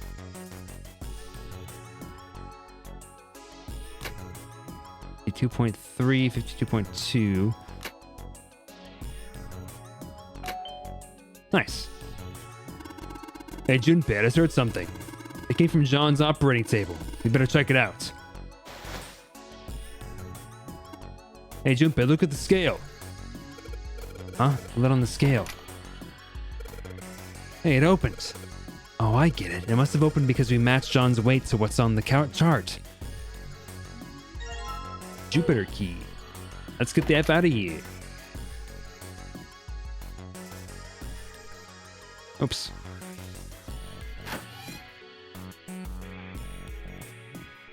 Hey, Get hold me on. the F out of here. Junpei stopped, about to put the key into the doorknob. Oh, what's up? Where's Clover? Huh? Eh? Junpei turned around. Clover was nowhere to be seen. God damn it. Where the hell did she go? Okay, just hold on a minute. I'll go get her. Sure thing. Junpei left Seven at the door and headed back to the operating room. He found her standing next to the operating table. She was staring at the mannequin. Clover, what's wrong? Come on, let's get out of here. She didn't respond. If she hadn't been standing up and breathing, Junpei might have thought she was dead. What are you doing? Did you want to come back here and say goodbye to John? It wasn't the best joke, but it was something. an attempt to lighten the mood. Clover didn't laugh. Sheepy, can you put Ivy away when you get a chance? She stood stock still and said nothing. Hey, Clover, can you hear me? Reminds her of the dentist. Perhaps it was something he'd said, or perhaps it was something else. Suddenly her mouth opened and she whispered in a dry, dead voice. My brother might be dead. Huh? That's why we couldn't find him. If he's dead, I'm going to be next. Suddenly the operating room felt very, very cold. What are you talking about? What's wrong with you? He gave her a small shake, but she still didn't respond. The silence grew heavier. Junpei, what do you want to do? Oh, yeah. He didn't know why, but suddenly Junpei remembered something he'd been given earlier. It's in my pocket somewhere. Here it is. He reached into his pocket and dug it out. A 4-leaf clover. Santa had given it to him in the second-class room. He held it out to Clover. Hey, did you know? Each leaf means something. Hope, faith, love, and luck. That's what a 4-leaf clover stands for. Take it. Use it as a good luck charm. He pressed the 4-leaf clover into her hand. Listen to me, Clover. No matter what happens, you can That's never sweet. lose hope. You have to remember what's most important, and that's to have faith and to have love. If you can remember all of those, that'll bring you good luck. Snake, I mean, your brother, he's not dead. He's alive, somewhere. I'm sure of it. You've just gotta believe in that. Clover stared at the 4-leaf clover in her hand. He could see tears start to form at the corners of her eyes. Thank you. Her voice was tiny and broken, and as she spoke, she started to cry. She tried to hide her tears by looking at the floor, but it did little good. She wiped away tears with the baggy arms of her jacket, but more quickly took their place. No matter how she tried, she couldn't stop crying. Her tears made small, wet circles on the floor. Thank you. She said it again. Then she looked up at Junpei and seemed to choke down the last of her grief. She did her best to smile. Junpei wiped an errant tear from her cheek with his thumb and gave her the best smile he could manage. 7's waiting for us at the exit. But still, she didn't move. Wait, before we go, there's one thing I want to ask you. What's that? What do you think when you hear the word experiment?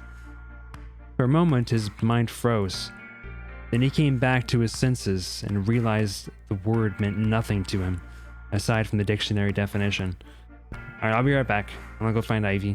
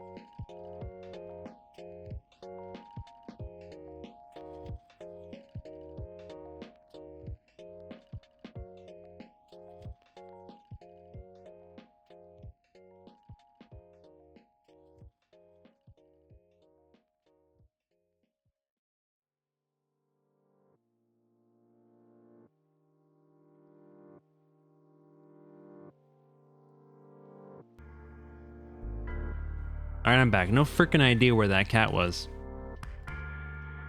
Found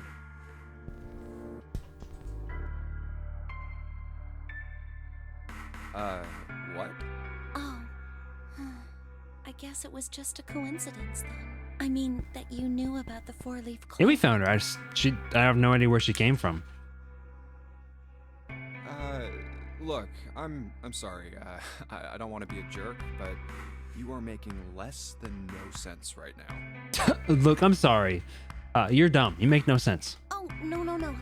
It's nothing. Just forget about it. Okay, so I went to the recycling center to donate my bike. I actually started telling Sheepy the story, and I think I forgot to mention it, part of it. As I was lifting up the bike to put it into the bin in the middle scrap section, it was like my old bike. It was completely broken, like completely useless. The like the wheel piece, not the wheel piece, but the handle piece that like connects down with like an angled piece where it can like collapse in a little bit, collapsed on my hand. It hurts so bad.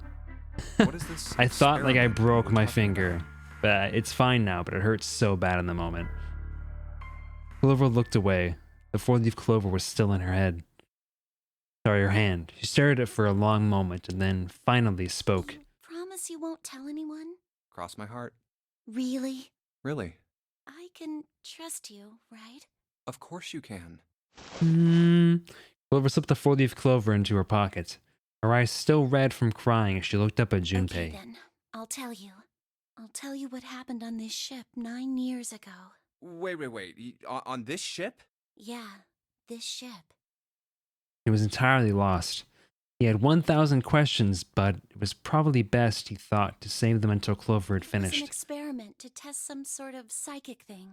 Communicating through these fields that you can't see. Fields that you can't see? He'd heard something like this before. Clover Like, nodded. Think about this. He pointed at the operating table. On top of it was a somewhat mismatched medical mannequin whose parts had been swapped with another mannequin. This is John, right? But is he really John? Huh? All Junpei could think was she has finally completely lost it. Isn't this like Locke's socks? Or the ship of Theseus? I hadn't heard about Locke's socks before. Junpei grew more confused. He'd never heard of either of those things, although they sounded smart. You don't know? You haven't heard of those paradoxes? No? Junpei shook his head. Really? Like Jean Locke? Okay, Clover laughed. well, pay attention then. This is how Locke's socks works. Let's say I've got a pair of socks. They're my favorite socks. One of them gets a hole in it. What would you do if that was your sock, Junpei?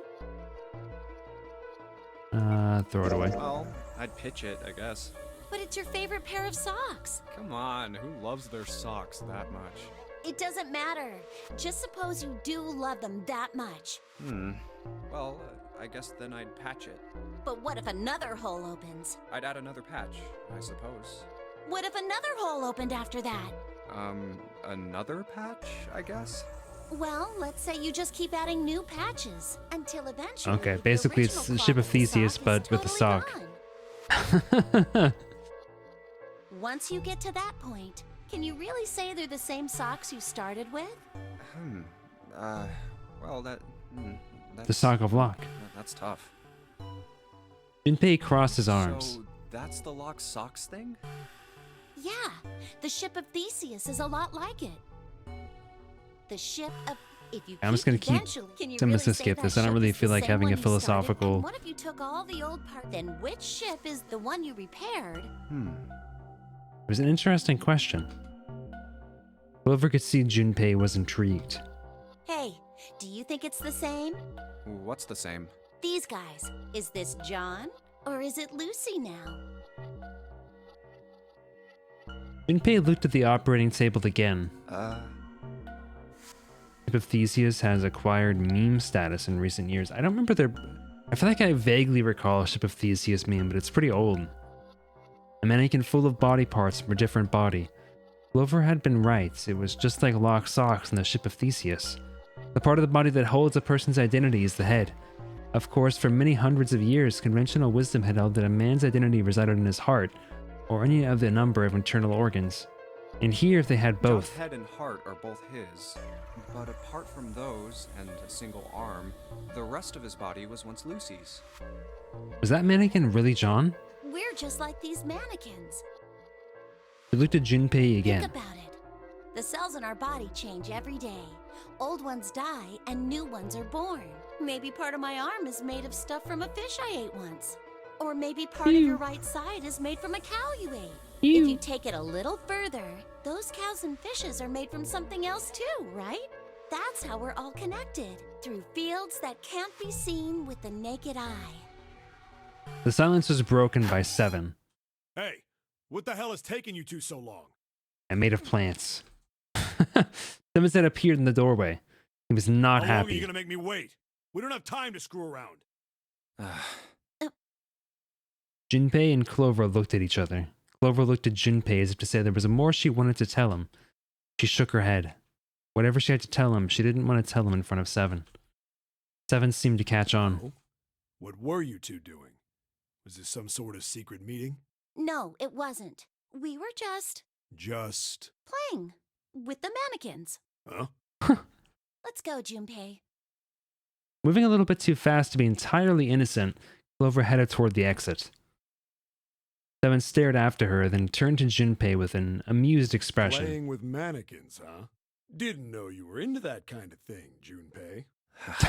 You're a dick. I fucking love Seven. Junpei dashed past him and traced Clover's path at the door. With a short laugh, Seven followed. They stood in front of the door. Junpei took out the Jupiter key. All right, I'm gonna open it now. Is that cool? You don't need to keep asking, just do it, all right? Fine then. He slid the key into the keyhole and turned it. He felt it unlock. Although, okay, how is the true ending based off of the coffin ending if Clover dies? Because that was spoiled for me that Clover doesn't die, so she can't die. The door opened with a soft, melancholy creak. Beyond it lay a simple, white hallway. There was no fanfare or confetti. Obviously, there was no one there to applaud them. They simply walked through the door. That was it. All right, let's get going. Hey, man, what's up with you? You're so serious, you know? Can't you sound more happy, get a little excited? Not really. Junpei turned away from Seven and took his first step down the simple, white hallway. My brother might be dead. I'm going to be next. Clover had told him only a few minutes before that her brother was probably dead and she was likely to follow him. Like hell I can. Not after hearing something like that.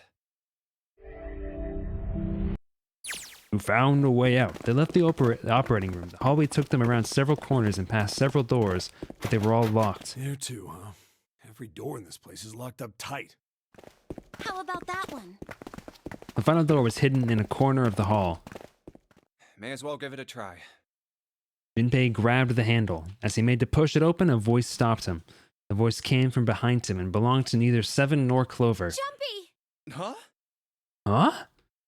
He spun around. He saw someone running toward him from the other end of the hallway.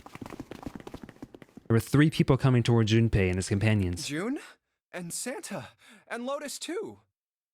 They pulled up short in front of Junpei, breathing hard. Whoa! What the hell is this? What are you doing here? What? But we didn't...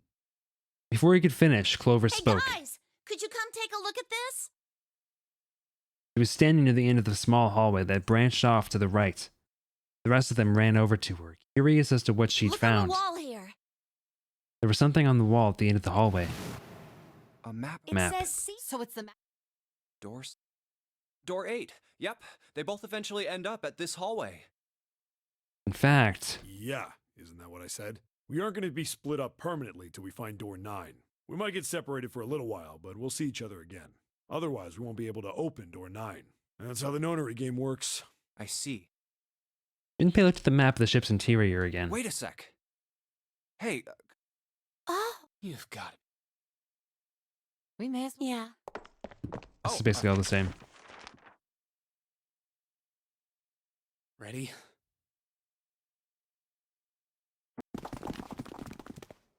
And back into the kitchen we go. All right. Well, let's get to the novel part here. I knew. We're back. All right, so what was the next door that I needed to open? It was 7, right? No, I just did 7. Split into 2 teams and went through doors 7 and 8. What was the last door I needed to open? 6? Okay.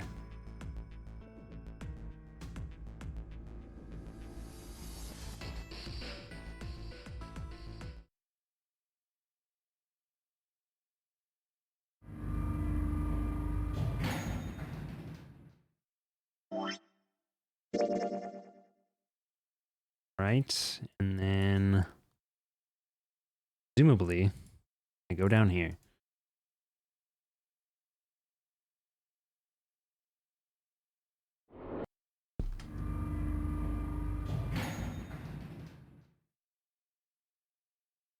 Look. 7. We've got a problem. Clover is gone. What? What do you mean? When? Why? You two. Yeah, But Clover, she just there were 4. She wouldn't. She just said. And She must have.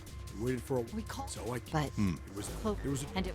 we figure she opened I the wish there door. was a faster way to get to the dialogue in this game. No. Like he's gonna have to spam the button, but there's no like speed up or like skip dialogue you've already seen option.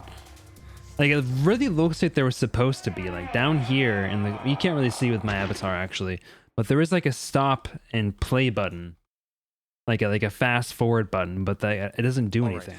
I'm thinking I'll head back to the June. All right, but What? could At you least as far as I can tell, it can't. It doesn't do anything. Oh wait, shoot! I'm skipping content. I'm actually gonna go back up because I didn't mean to skip stuff that was actually new.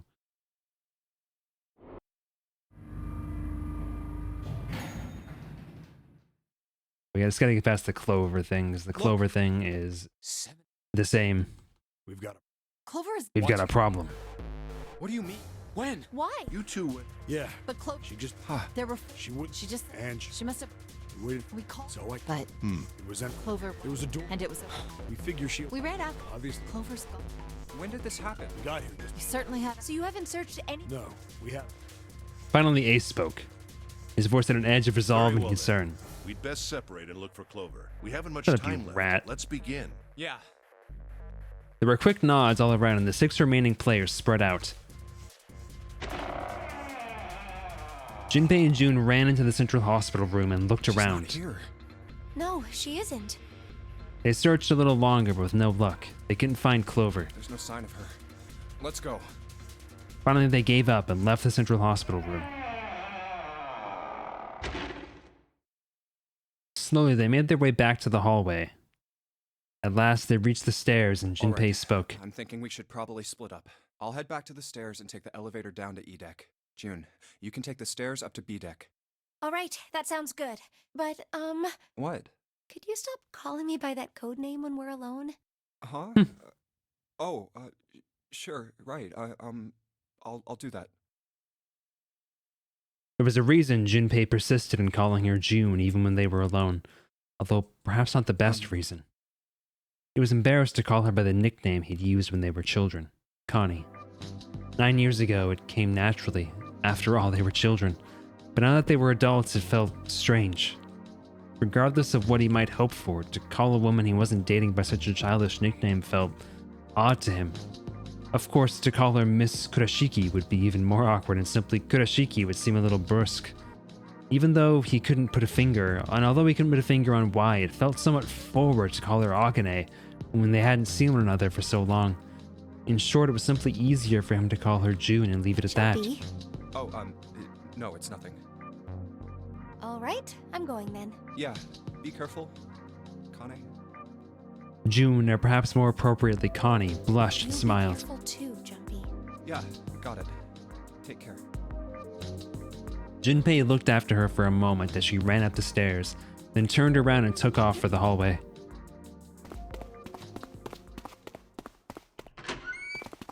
Shouldn't have left. Shouldn't have separated. You fool.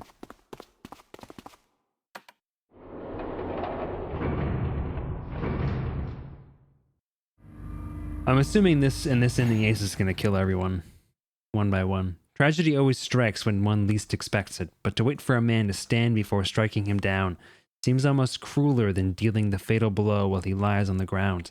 A light in a dark place, June's smile had given him hope, both for escape and possibly for something else, like ship sex. It was that hope that raised his spirits just enough that they might soon be fully dashed. He opened the elevator door and there she was. A woman sat slouched against the wall. Lotus. Junpei felt his blood turn to ice. Her body was limp and her skin smooth and pale as always. Ooh, was covered in bright red blood. Where's Brendan at? Brendan's gotta see this. Junpei felt his chest constrict. He couldn't breathe and his legs began to shake. A slow, cold drop of sweat trickled down his back. He felt his stomach somersault. Junpei's mind went blank. All his thoughts replaced with endless, hissing white. Driven by little more than instinct, he began to walk toward Lotus, slowly. Each slow movement of his stiff limbs brought him closer to her corpse. Finally, he stood next to her. Robotically, he bent down and put his hand against her neck. There was no pulse, no rise and fall of breathing. She was slightly warm. Something somewhere in Junpei's shaken mind told him that meant she had been killed recently. Yes, Junpei thought, his mind slowly returning. She had been killed. Someone had killed her. There was a deep cut on the left side of her chest. Blood still oozed from it, although clearly her heart had stopped beating some time ago. The weapon had been a knife then.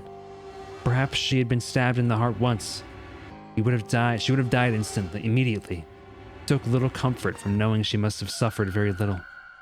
Only then did Junpei notice. Lotus's bracelet was gone.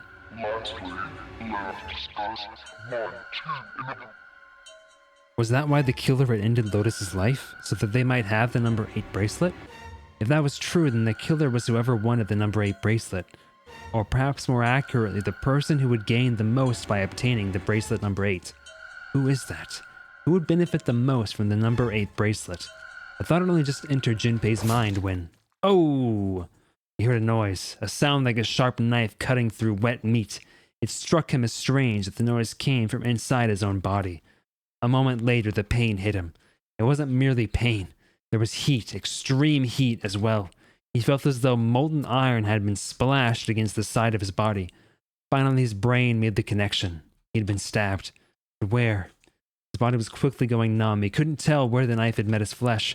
Given the circumstances, however, he had most likely been stabbed in the back. Whoever had killed Lotus had now done the same to Junpei as well.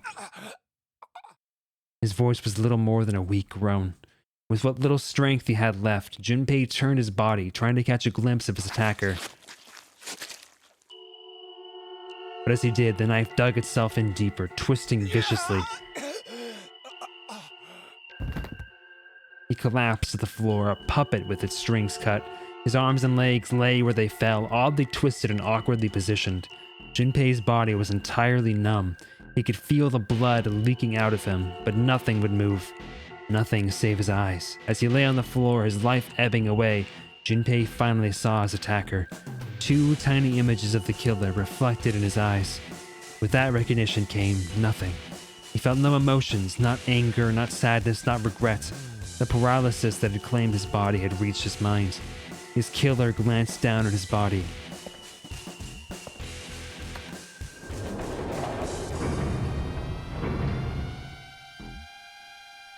Then, without a word, climbed into the elevator and was gone.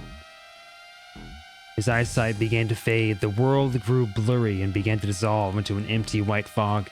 The fog crept into the edges of his mind and worked inexorably inward. Soon it swallowed up the last that remained of Junpei's mind, and his consciousness left him.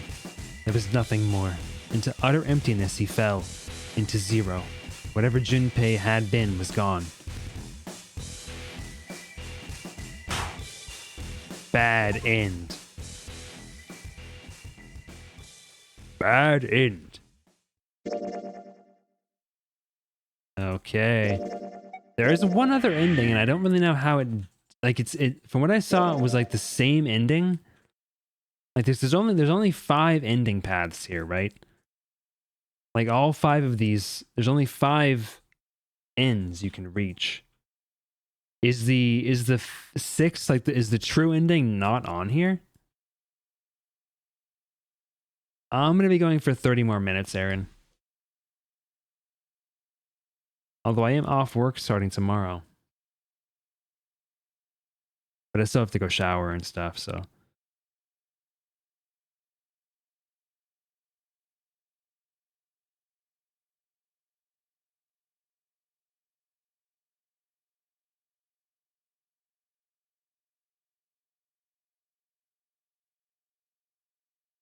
Let me see. So for 471.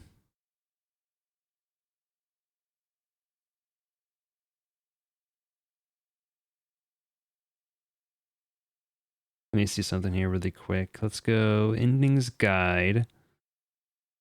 Standard endings. Got the axe, the sub, and the knife. Okay. You've got special endings. The safe ending. The one that I did. Yes, okay.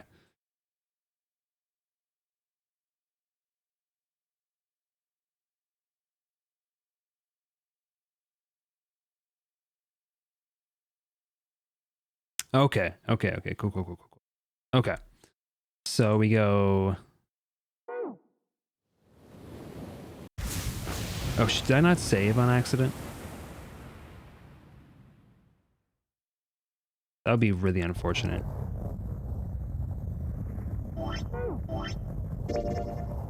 Okay, I did. Phew.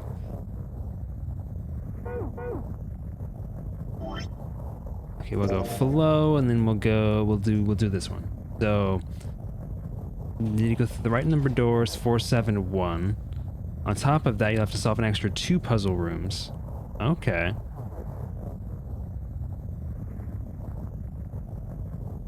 Okay, so in the... We'll want to go to the... Oh, shoot. Gosh dang it. We'll want to go to the... second class cabin. I guess we'll just resolve this room really quick. Seek a way out. Because I don't quite remember when I'm going to get the thing from...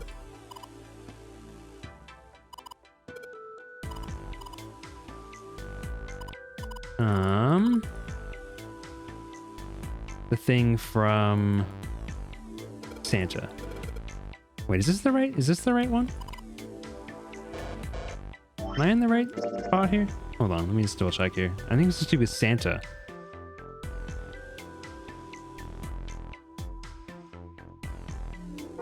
Maybe Santa's in here too.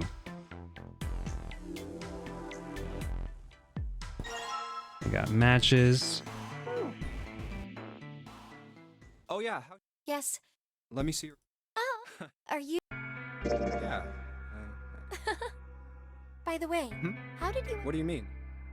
There was a you in when you... Damn. But is that really the truth? What? Jumpy? No. Well, I mean... Hey, are you high? What would I... Well, you mean... What would I hide? I'm gonna ting off novel screen for now because this will be faster. No, only time. Yeah. Yeah. Anyway, just like when I woke... Well, I mean... Look, do you remember? Yeah. Well, that's... I think... You got any? No. Oh. Well... Or the janitor. Yeah. Alright, let's go in here.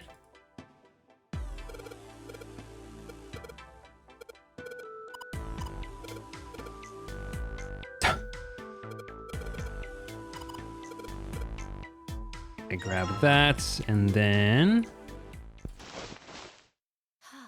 Must be... Of course. Everything. Do you remember? Do you think... I doubt... Skip. Do you think- Skip. A replica? A replica? Yeah, Who on... fan.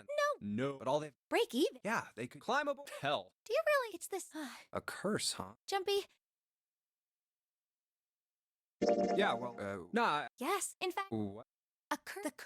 Suppose... Which was... And they come on. Okay. So you're. That's right. That's well. Man, I really wish there was a yes, better way to skip through that's what she dialogue. was. Holy Oh, crap. This that- is the worst part Yeah, about this that's game is Then skipping what through was stuff you don't want to have to read You again. know how well even That. I think so. I didn't. Yep, Huh? but maybe. I said no. Okay. Phew.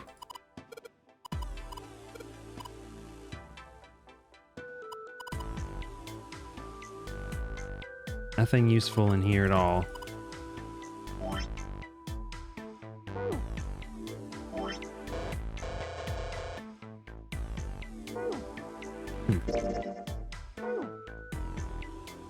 Maybe you can do something with the skip here. Wonder if this makes it so you skip stuff. I might try that. Dresser key. That doesn't do anything.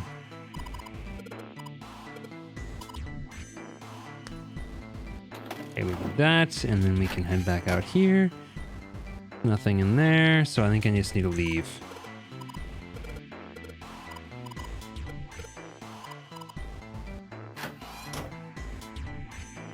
Okay. Empty. Grab that. Okay, Santa is here. Okay, cool.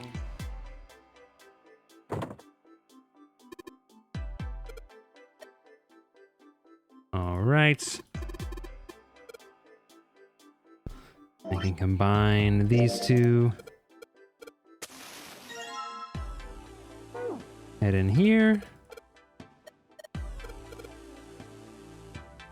Put it on there.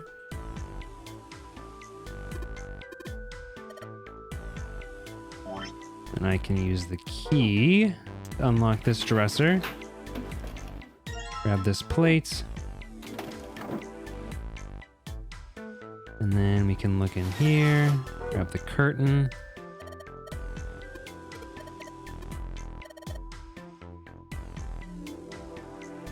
Oh, let's see.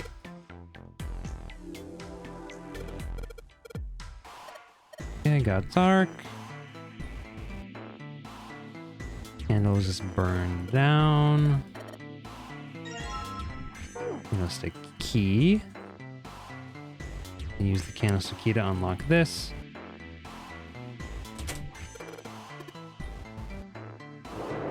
And we can grab this. Got the next plate. Hey, Junpei. Here, take A book? What is this? I found. Pretty sure. Then why don't you? Okay. You know what I got? Hope, Hope. dams, And you. yeah. What is a book? Well, and that means it's well. Leaf. Hope. The meat. So just take the here. Take it. All right. Ugh, that thing. Do you really hate? Yeah, well, hope, faith. Well, that's What? I just What? nah. Maybe back this. I'm a Then why do you? cut, not the You- 9. So what? What are you? You play Play. You mean in box, but the low. Just like the zeros. What? God, you're.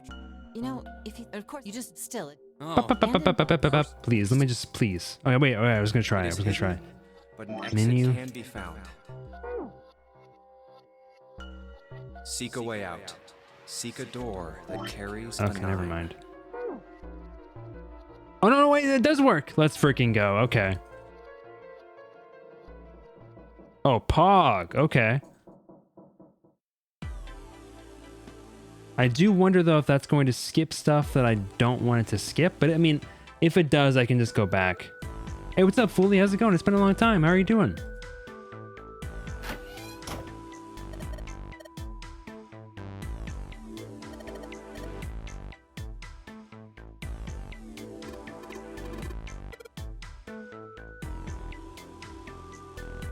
It has been a freaking minute, dude.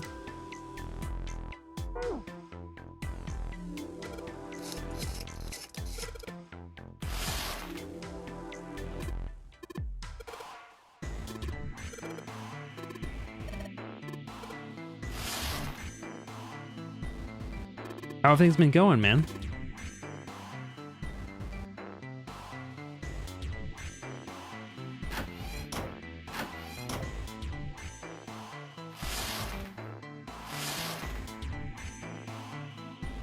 Forgets.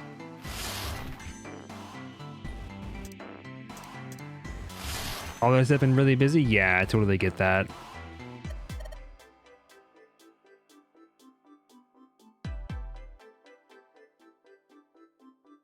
I think we might not be able to... I think we might have to go check over here first. And then... same thing in here. Welcome back.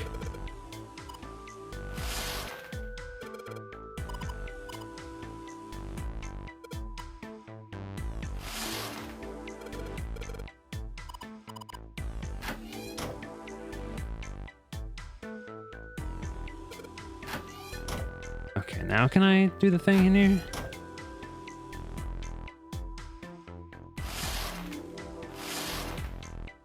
I forget what you have to do to make this thing, make it work.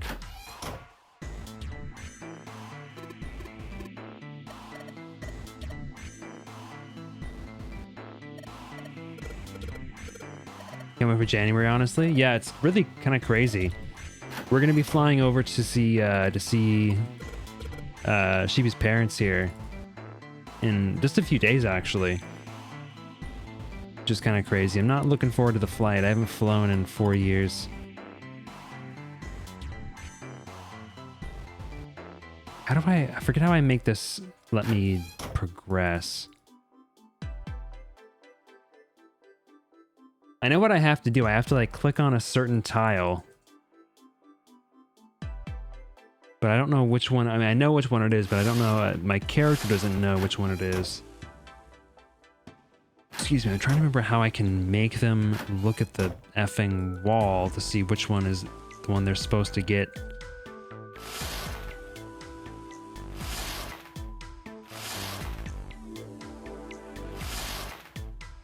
Ugh.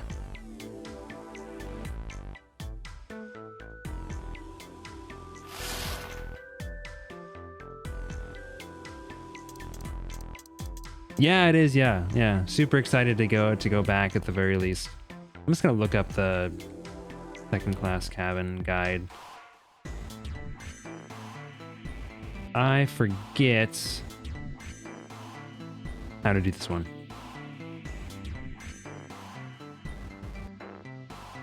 At the circular table with the new lead to go to the turnaround candlestick. Pick up the painting in the short hallway.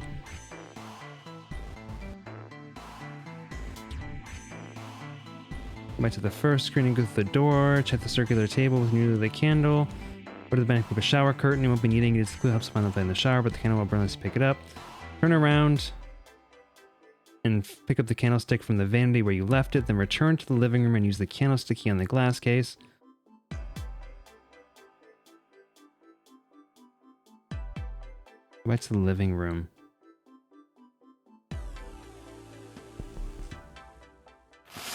Okay, I guess I can just go through?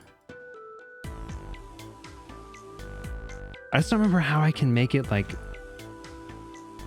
I know there's some way. Oh, here we go, because the curtain's right there. That's right.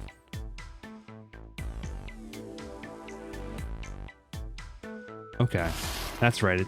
This room, I remember this room throwing me for a loop for a while the first time I did it because the curtain's like only on the side.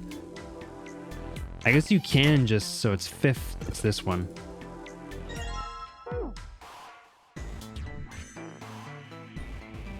Alright, get out of here. Do you have any plans for the holidays, Fully? Aside from just not being busy, hopefully?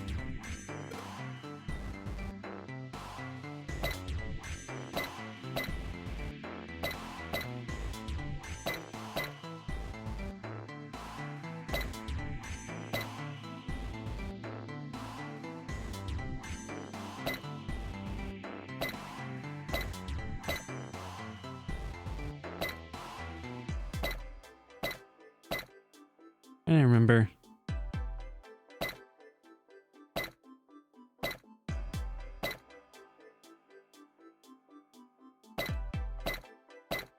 Can't remember which one. I should remember how this is supposed to look. Hold on.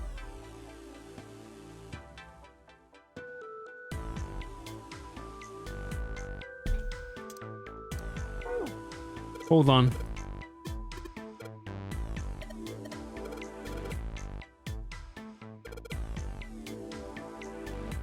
Alright, so just spin the bottom right plate twice. Swapping the bottom and top. Top left, and then spinning the right plate. Up right plate once.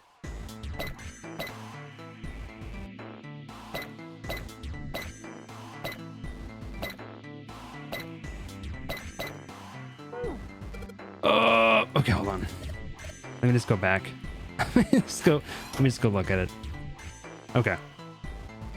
Looks like that. Big guy, big mosquito nose. That's right.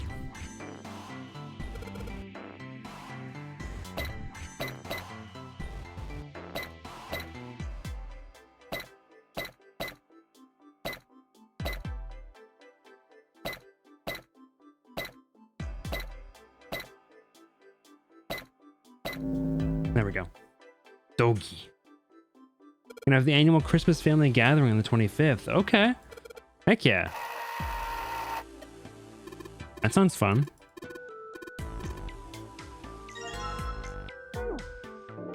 Mega Bro 16. Deal with this picture anyway. Interesting. Never heard of that person.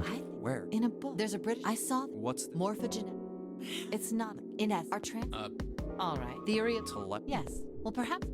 Tell me a bit about this Yes, Mega I read Bro. the book. I'm in no. It was. There's no. But even. Anyway. Hey. What do you? It's just. What about you? This looks like a Punya Rinpa. See? How could that's? Junpei? This isn't. See. Yeah, of course I'm gonna do the Punya Rinpa again. Now we know. They took both of them, but one. These two. The first. The other one. Let's just say so. Their Okay, experiment. I'm gonna try something here really quick. I want to look at the flow first of all, because there's a key here. British Airwaves. I want to see if I save here. I'm gonna save over this one, and then I want to see if I can progress past this, if it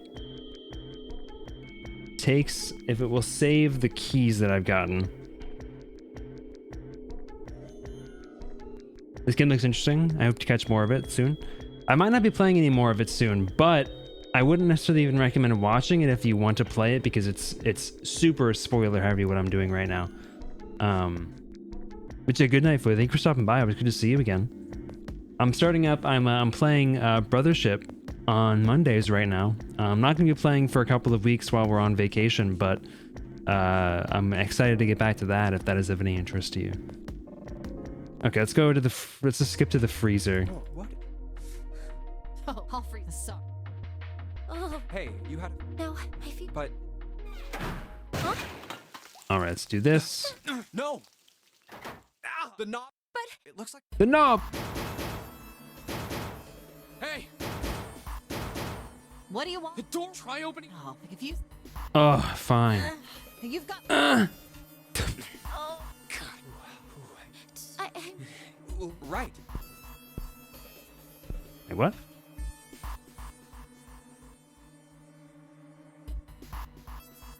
Oh, you can't. You have to. Okay, it doesn't let you skip straight into it. It just shows you the scene, I guess. That's unfortunate. That's kind of annoying. That's actually like super annoying. Super annoying. I'm just gonna use guides for all these things though, because I don't really care to resolve them. So let's just look up kitchen. Oh, so did it stop progressing? I think you might have to do auto each time, which is also kind of annoying. Kitchen 999. Start by going to the pantry via the rightmost blue door. Right behind the white, we'll just grab this. I know this is the thing I want to get.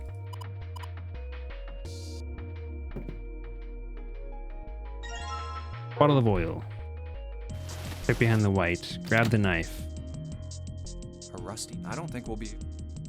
it's futile. Futile? You know. Oh, Oh, I was just. Huh?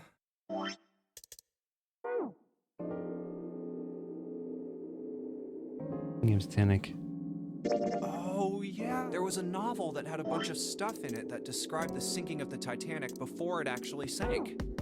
I guess like okay, I can't skip it if I haven't heard of it before. Yeah, that's the title of the novel is Futility. It was written, but I know.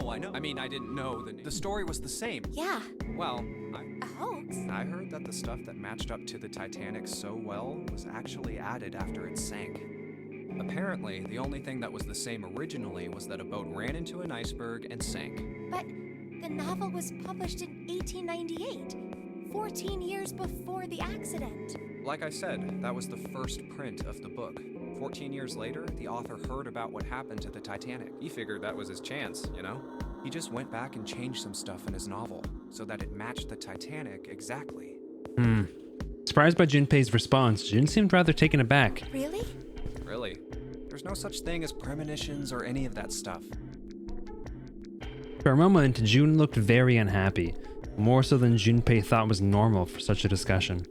But it lasted only a moment. With no apparent reason, she suddenly looked up at him, alarmed. But that wasn't the only book that predicted the Titanic sinking. It wasn't? Yep. There were two other similar stories. Both of them. One instead wrote in one. I'm pretty sure it wasn't too uncommon for ships to hit icebergs back in the day, or even other ships. Right. I knew you'd say that. Hmm? But what ifs to be more specific? What? Are you talking about when someone's possessed? Yeah. What do you mean? But Jumpy. Come on. Okay, these guys still win this stead. So if automatic writing is about being possessed, That's not. what's not it? He was doing the. Oh, William. He just 20.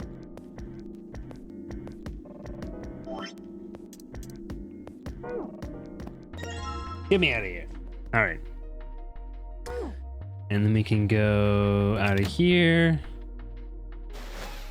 On the pantry door, turn right once. We get to the sink.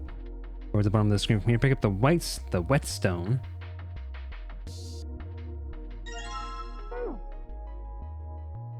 And combine it with the knife.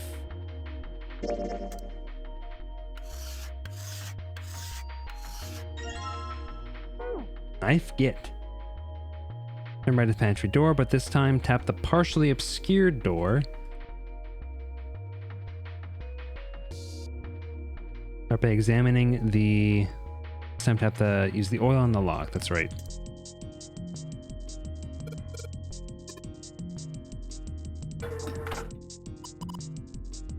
You did, Jumpy. You're so smart. Oh, what? Oh, I'll freeze solid in seconds.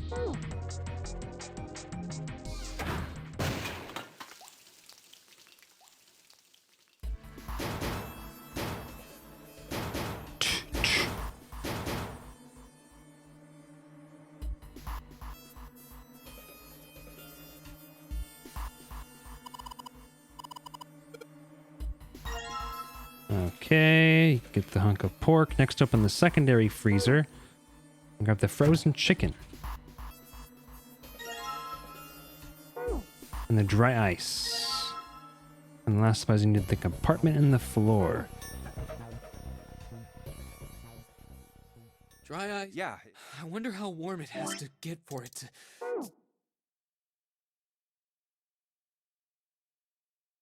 It did seem rather odd. Alright, we can skip all this stuff. This is, yeah, the skip feature is very nice. I just wish that it was a little bit more consistent in working. Honestly impressed.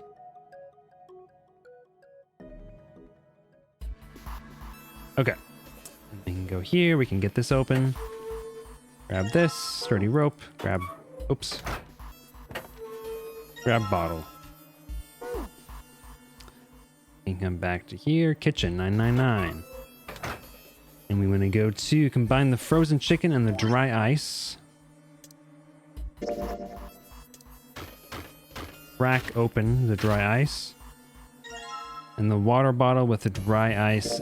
Oh, put the dry ice in the water bottle. And then combine the rope with the dry ice. Then we can go here and smash open the door. Make sure the lid's closed. Now I just have to put this makeshift bomb on the doorknob. Okay, but once again, I think I've gotten what I needed, which was the conversation, right? So I want to just check to see, can I just keep going now? Like, do I need to actually play through this, or is me getting this? Will it maintain the things that I've done up until the point when I skip forward? Let's just see in the operating room. Operating room, okay. So let's go to the operating room now. Find a way out. Seek a way out, I mean. All right, let's do... I just did the operating room, and this is relatively easy. Since I just did it, I basically remember how to go through everything here. So we come back, we do that, we'll do this. We'll do that. We will grab kosher forceps. We will use the kosher forceps on this guy to get this. We'll combine this with the scalpel, get the organ key. Use the organ key to get in the preparation room. Actually, wait, sorry. Not the preparation room. We'll use the organ key to get, the chemical room. And then we can look through all this stuff. I think it was 349, if I remember right. What's the passcode? I don't actually need to look at all this. I think it's 349.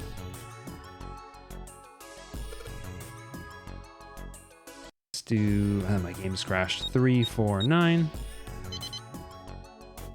Nice. With that, we'll grab the heart. Grab this liquid. Grab this liquid. And we can head out. You think we should go back?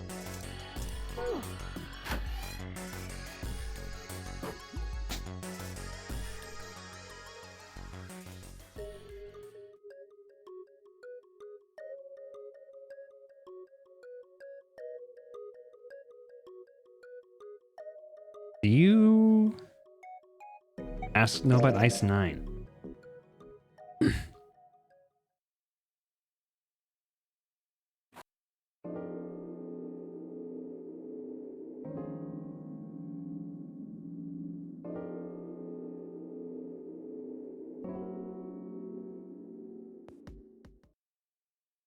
Okay. All right. No, that's nuts. There's Thought my no game's way. crashed again. Okay. We got that now. We can head out. We can head over here. Oh, sorry. Not here. Head over here. The preparation room. Let me save really quick, actually. I do keep getting scared my game's crashing. No. No. Work with me here.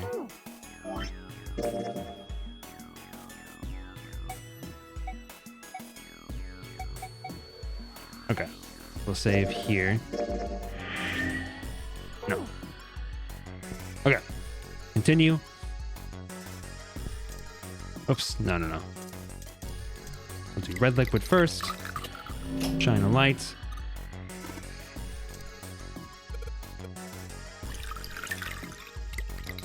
Blue liquid next. Then we'll do purple liquid. Perfect. I'm kind of a speed runner at this game now, you know.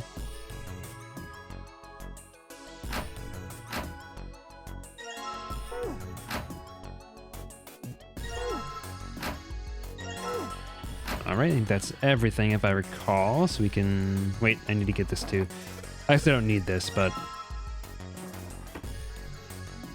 we can head out. Go here. Set up her body. And it's going to be switching everything except for the chest and the head.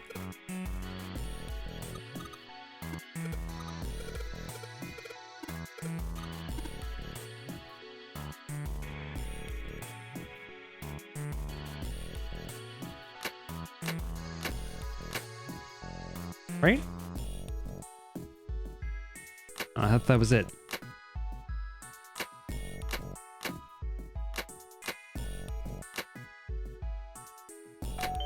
Oh wait, the heart stays the same. My bad, my bad.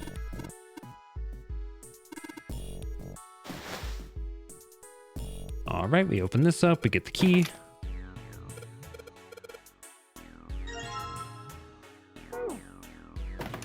And then we can head out here, go to this. Oops. Go to the prep room, continue on, go through the door. Hey. Hey. We can build in Lego City.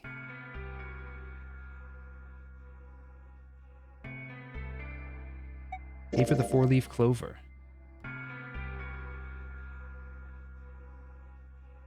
Alright, that should be everything that I need for the ending.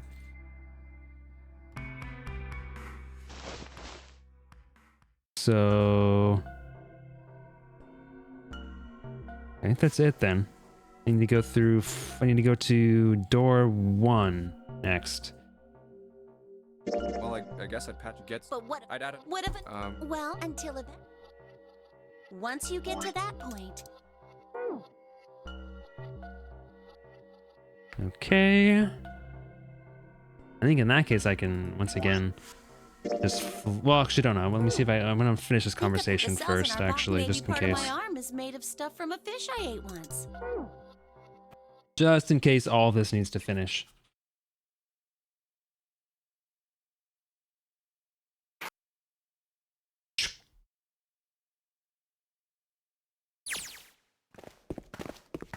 Okay, let me flow.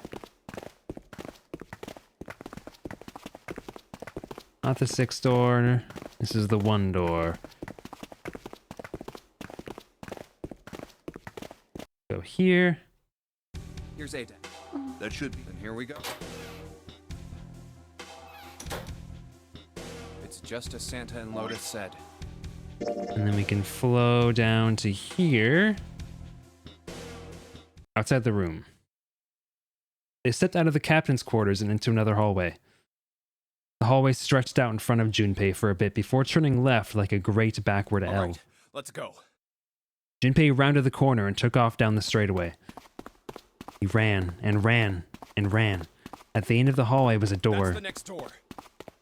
He made straight for it. A piece of paper. He was nearly halfway to it when he noticed a piece of paper in the middle of the floor. Junpei skidded to a halt. He dropped down to his hands and knees and quickly tore the paper off of the floor. Map of the ship's interior for A deck. What's wrong? Ace, slightly slower by virtue of his advanced age, had finally caught up to Junpei and probably all the guilt weighing down on his shoulders. I found a map for this floor. He showed Ace what he'd snatched from the wall. He looked at it long enough to determine what it was and nodded. I see. With that, he began running again, past Junpei. Well, that was anticlimactic. I should keep this, though. Okay, fingers crossed that the flow thing worked. Junpei shoved the map into his pocket and got up to follow Ace, but something stopped him. Hey, where's Clover? He turned around. Clover was nowhere to be seen. What the hell is she up to? Junpei muttered angrily under his breath and took off back the way he'd come. Okay, still hasn't swapped out. I'm just gonna skip for now.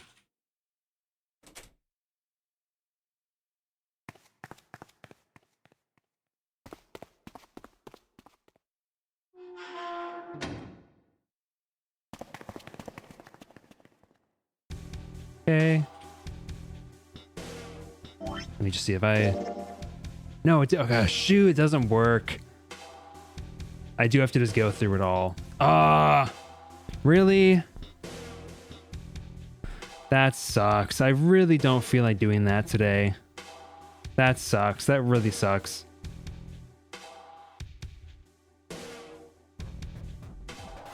Let me see. How to get true ending using flow. 999.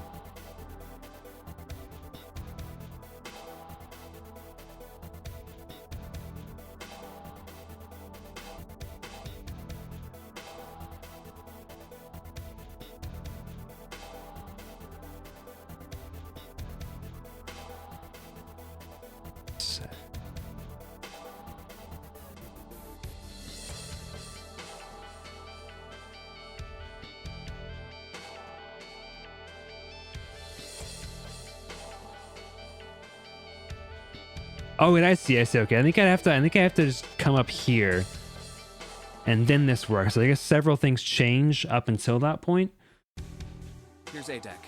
It was the door on the left. and that's why those keys are locked.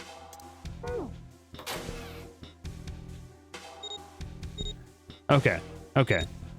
I think if I see these keys, then we should be good.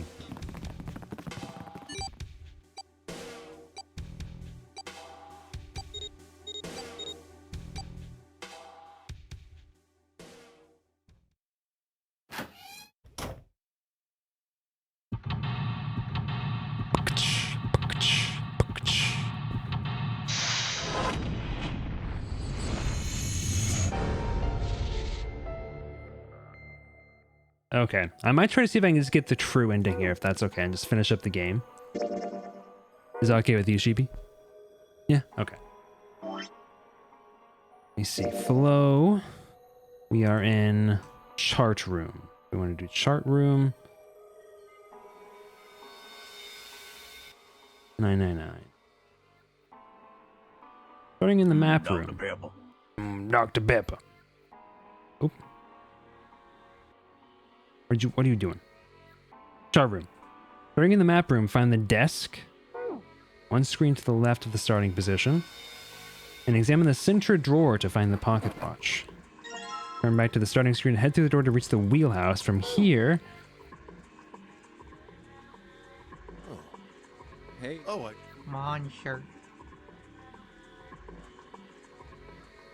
Yeah, they're in. You checked.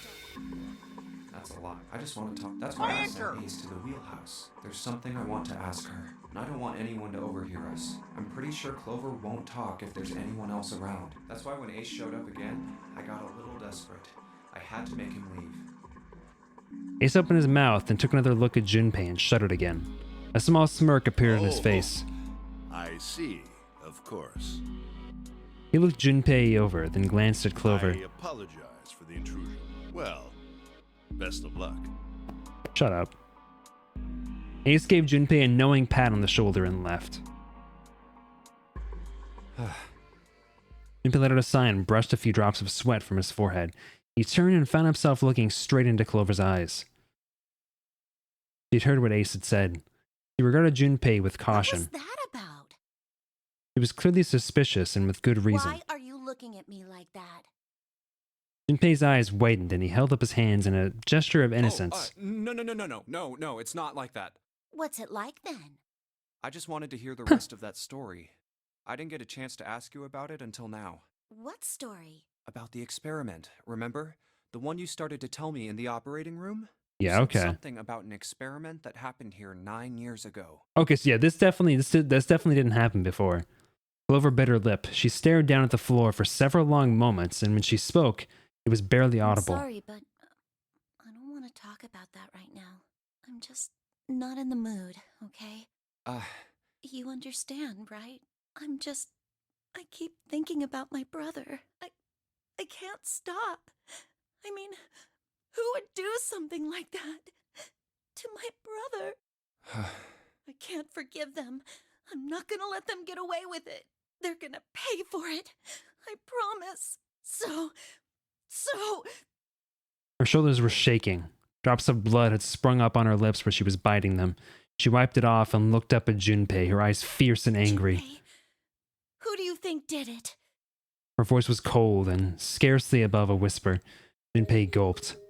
Well, if what Seven said was right, then there would have to be at least 2 of them. You need at least 3 people to open the numbered doors, and if you subtract Snake, that means there were at least 2 other people. You're right. So, what does that mean? Well, if we just look at the bracelet numbers, we should be able to figure it out. Who could have opened door 3 with Snake? Well, really, who and who, or who and who? You mean it could have been 4 people? Well, technically, it's possible. I don't know. That doesn't seem very likely. Why? I'll tell you later. Why don't we just assume it was only 2 other people for now? Okay. She's definitely talking Let's do more that, then. than she would have otherwise. Then who do you think it could be? Junpei crossed his arms in thought. Next bracelet number was 2, which 2 bracelet numbers added to 2 would give a digital root of 3. I think Ace and Lotus was the suggestion, right? Would it be Ace and Lotus? The digital root for that's definitely not 3. Then which 2? I don't remember, man.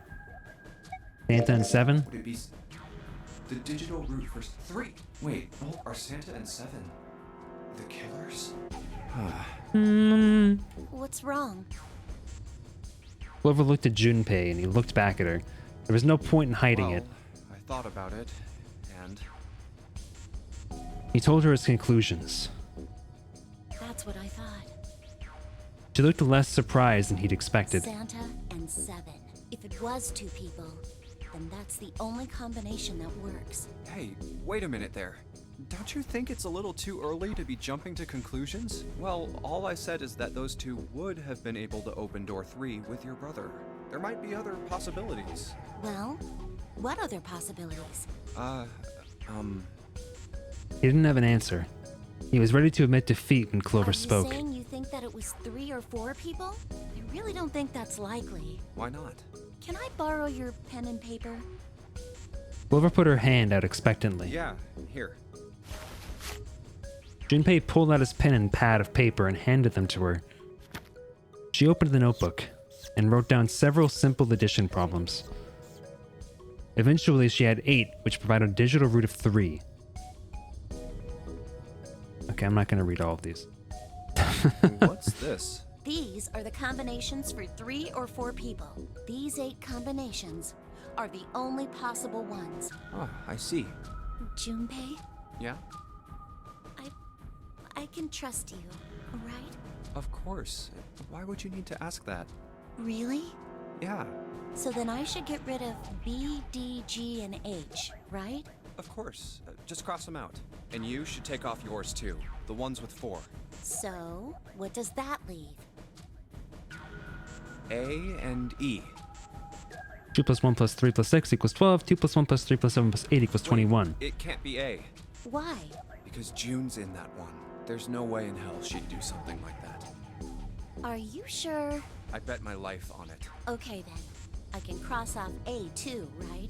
Again, she's so much more responsive now than she would have been Well, otherwise. What have we got left? E. Do you know what this means? Everyone besides me, you, and June would be working together. Do you think that's likely?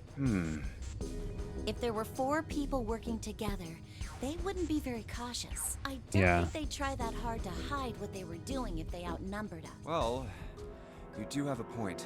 And besides, if Ace and 7 are working together, they could have easily gotten rid of me when I went to the shower room with them. But they didn't.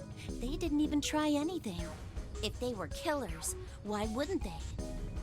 Her voice was calm, but Junpei had only to look her in the eye to know it was a forced calm. There were tears forming at the corners of her eyes, and she was blinking furiously to keep them back. Perhaps by attempting an objective analysis of who might have killed her brother, she had been able to distance herself from the harsh reality of his death. The more she struggled to act unconcerned, the more Junpei felt his heart tighten. Oh, I see. Anyway, I understand now. It seems pretty unlikely that it was as many as 3 or 4 people. Yeah, Then that means there's a good chance it was Santa and 7. that's how it looks. But why would they do it? There was a moment of silence. Their motive. He laid his hand gently on her shoulder. He was close, so close to the answer, when Ace chose the worst possible moment to return. He raised a knowing eyebrow and then spoke. Have I Hey, what's up, Sova? How's it going? Something? What is it? There was something I wanted to speak with you about, Junpei. Could you come with me for a moment? Ace also wants to speak with me? He turned on his heel and walked back toward the wheelhouse. Go ahead. Okay. Okay. Junpei looked over at Clover. He gave her a short nod, hoped that she would be willing to talk to him again later, and followed Ace. What did you want to talk about? Ace looked at Junpei and smiled, perhaps more of a smirk than a There smile. was something I wanted to check. Yeah? What's that? If you'll excuse me. With no warning, Ace slipped his hand into the pocket of Junpei's Hey, what vest. the hell are you doing? I think this might be... Oh, this is new. Never I'm mind. just checking. No, stop. No, stop. He reached for Ace's arm. But it was already too late. In the older man's hand were the pieces of paper Junpei had balled up and hidden in his pocket. Just as I thought. What exactly are these pieces of paper hiding in your pocket? Oh, I'm sorry, Ian. It'll be up on YouTube though. You be lurking? Thank you for the lurking. You switched them, didn't you, when we voted? Well, I can't say that I care. I managed to get through the numbered door I wanted, despite your mischief. Then... Good night, my friend. Oh, simple curiosity. I hope you won't think ill of me for it. F you, Ace. Ace smiled, gave Junpei a friendly pat on the shoulder, and then turned on his heel and left. It was a small defeat, but it was a defeat. Junpei had lost the upper hand, and he knew it. He could feel his stomach begin to tense. Damn. Okay, is that enough to get this marker unlocked? Is there more? Yes, okay, so there's 2 keys here. I think we can progress on to the captain's quarters now. Find a way out.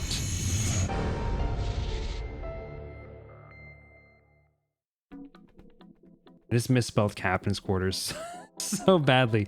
I spelled Cap Rain's Wilders.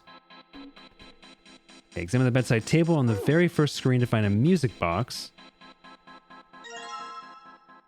Take a closer look at the monitors on the desk in the bedroom.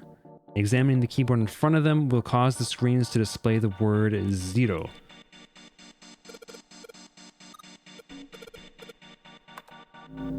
Making on switch, we can enter the telegraph room without performing this step. Once you do, head through the door to the right of the desk. Huh. Z? It's like he's making fun of us. Skip all this. Nothing.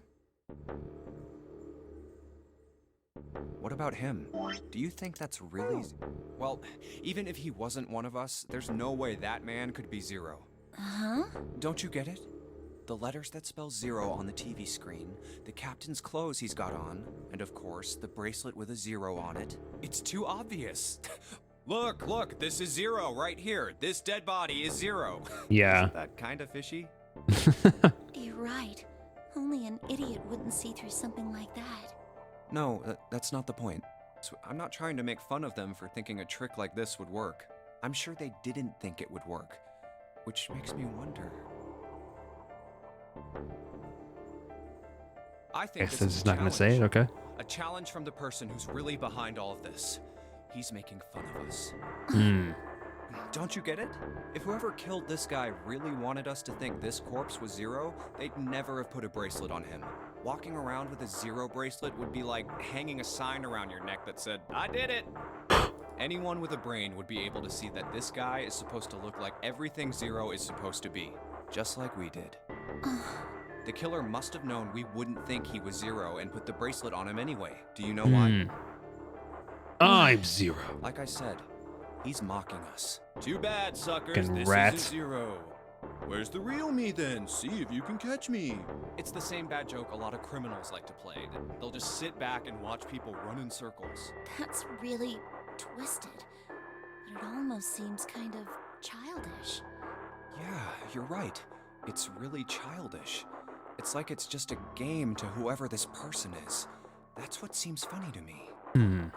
Junpei bent down next to the corpse. All right, let's get back to the point. Who killed this man? I don't know. And what's this guy's deal? Who is he? How would I know that? If I knew anything, I would have told you. You have no idea who he is. Why would I? Junpei sat back on his haunches and thought. This is the second person who's involved in this that We should check died. and see if he's got anything on him that might tell us who he is. Give me a hand here, Clover. Huh? We gotta flip him over. How else are we gonna search his pockets? Because we got the guy who was supposed to be, like, we got Snake, quote unquote, who died. And then we have this guy who died. Clover didn't move. Okay, fine. Guess I'll do it. Guess I'll do it. Junpei had no choice but to move the body on his own. Here we go. He grabbed hold of an area not completely covered in blood and shoved. It took a moment, but eventually Junpei felt the man's bulk begin to shift. but just as it did, Huh? something fell from the man's left wrist. Either June or Junpei are 0. Interesting. The bracelet with the 0 on the face.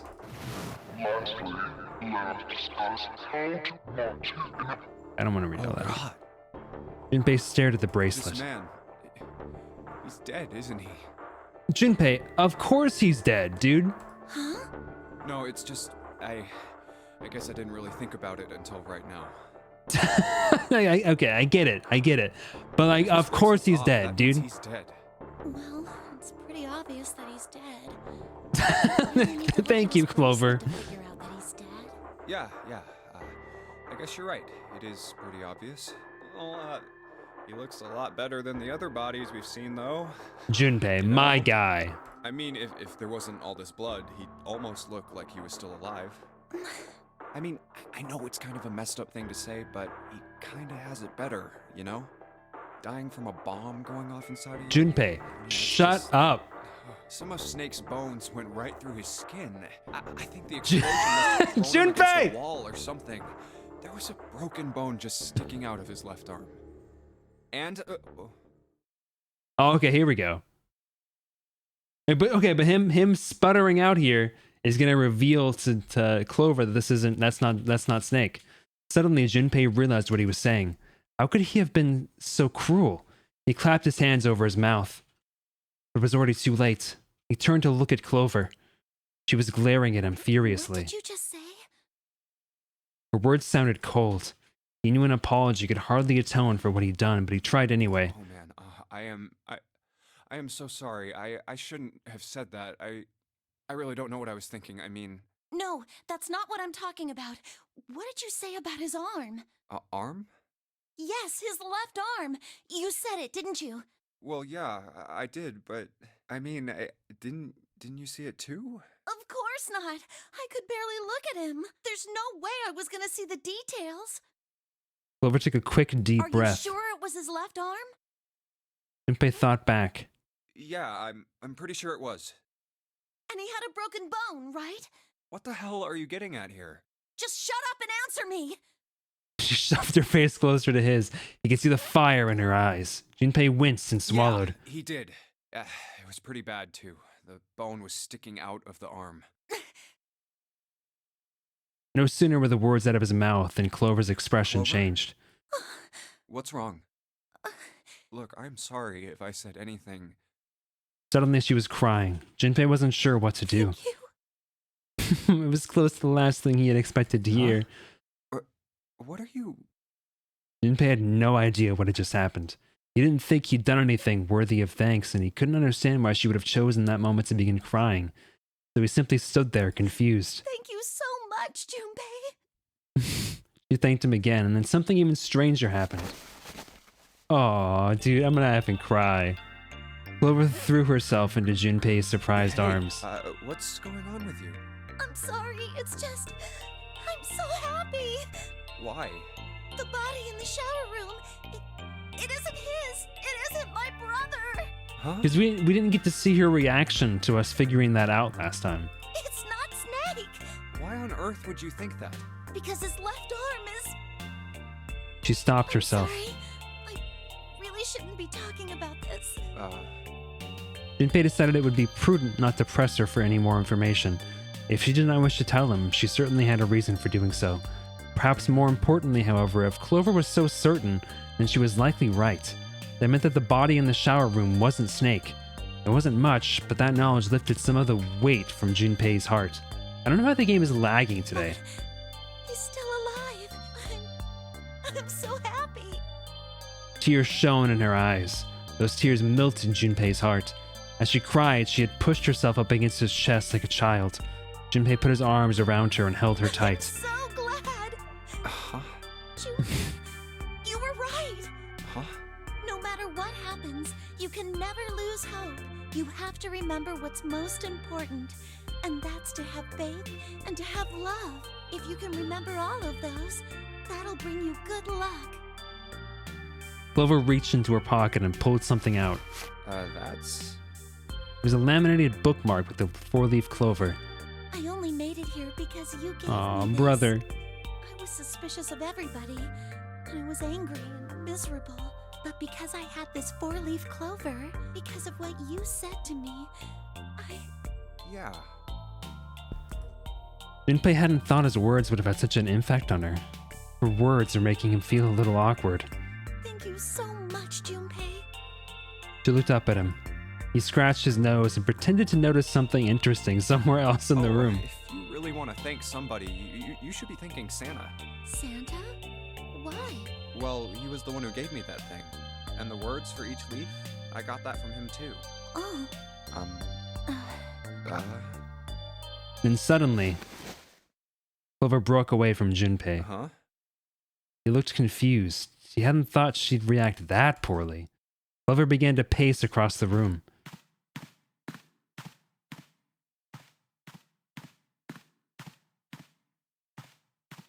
Six steps to the left, 6 steps to the right, another 6 to the left, and then she stopped. Did Santa really tell you those things? Okay, this is going to establish her trust in Santa. Her eyes were serious, but not angry. He did. Did I say something wrong? Take it back now, yo. No, not at all. In fact, this could be really good news. I think. You think? Santa knew about the words and the clover. The only people who should know about that are the other subjects. Oh, it's from the experiments? Subjects. The other people who were in the experiment 9 years ago, with my brother and me. But he's blind, and I was part of the Nevada test group, so neither of us would be able to recognize the faces of the people who were on this boat. Whoa. Okay, time out. Junpei held up his hands. He took a deep breath and let it out. Just calm down. for Okay, a but second, why? Okay? Why are Junpei and June on this? Were they also involved in the experiment? Start from the top. And he just doesn't know? Don't start with the end and then jump to the middle. You gotta start with 1 and then move to 2 and 3 and 4 and so on. If you don't tell me stuff in the right order, I'm never gonna be able to figure it out. Okay. Why was that so base boosted? What? Clover nodded. Alright, let's start with this experiment. Oh, I don't know. What happened on this boat 9 years ago? Do you know about morphogenetic fields? Morphogenetic fields. He did, and the realization sent chills down Junpei's spine. How about this? Theory of the telepathic. I think Lotus mentioned something like that. Junpei recounted what Lotus had told him earlier. Clover nodded. Telepathy, huh? Well, that's not really it, but I suppose it's similar. So they were testing telepathy on this ship? It was just being done with the BS. Yeah, I guess so. So, what exactly did they have you guys do? The same thing that we're doing now. Exactly the same thing. What? The nonary game. 9 people were put on this boat, and 9 others were put in the building in Nevada, and the game started. Oh. Junpei grabbed the sides of his head. I'm sorry, but I don't get it. So they were meant to communicate across What do the nonary gap. game and some telepathy experiment have to do with each other? Am I missing something here? Clover bit her lip. She blinked back sudden tears. What had happened to her in Nevada? The ability to access a morphogenetic field is affected by a couple of things. The first is epiphany, and the other is danger. You know how sometimes when you're up against a really tough problem, and then the answer just kind of pops in your head? That's an epiphany. And what you learn from the epiphany can be transmitted with telepathy. When you add danger to that equation, then it gets easier to transmit that information over telepathy. So you're saying the nonary game was supposed to introduce that element of danger? Yeah, but it couldn't be just any old danger. It had to be life and death. Okay, you know, honestly, I might stream tomorrow. I think I might end it after this scene, because I imagine it's going to be like quite a bit more. And I want to go shower. But I might do another special stream tomorrow to finish up the game, and then Ian would hopefully be able to show up too. And someone did actually die. A girl. Yeah, I feel like it's going to be a lot of extra plot. I wasn't expecting so much extra stuff. Junpei felt the sudden grip of despair on his heart. Something deep and distant and powerful squeezed, and for a moment, he felt very, very empty and She was on alone. the boat with my brother. I was in Nevada. I never met her, but I did hear her name. Her name was... See, okay, okay, in today's modern world, I wouldn't have wanted to go through and like figure this all out on my own, but it would have been really cool to replay this game like as a kid and like check different things that I hadn't checked before and get different pieces of lore at the end of those, like as I progressed throughout the story. The sound of the door opening was like a gunshot. Junpei spun around. Like, imagine you just suddenly get this scene as a kid. Ace. You two must have strong stomachs. I can't imagine how you could stay in this room for so long. Ace glanced down at the floor. At the corpse covered in blood. At any rate, Junpei, would you be so kind as to come and help me with something? I'm having a little trouble and I could really use your assistance. Come on, it'll only take a moment. With that, he turned and walked back toward the communications office. Clover waited until he was out of sight, then spoke in a small, quiet voice. I don't want Ace to hear us. We can talk about this later. Huh? Hey, wait! Clover ignored him. From outside, Junpei could hear Ace calling. What are you doing in there? Hurry up!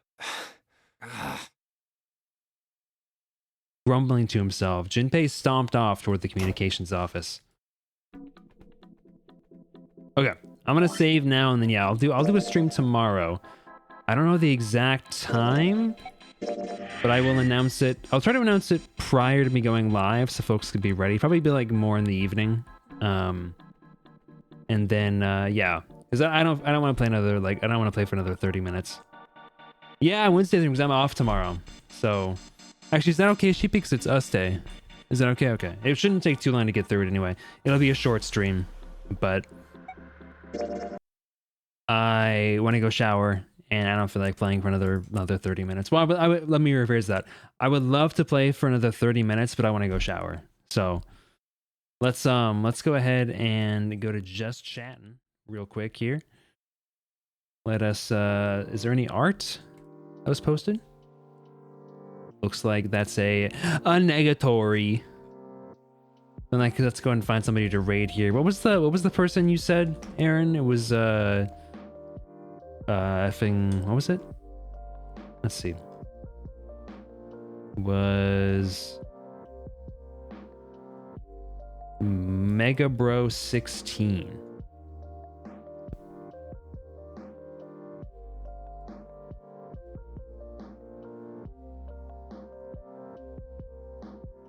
Oh, but see, they're playing Brothership right now. I don't really want to raid into that because it's spoilers.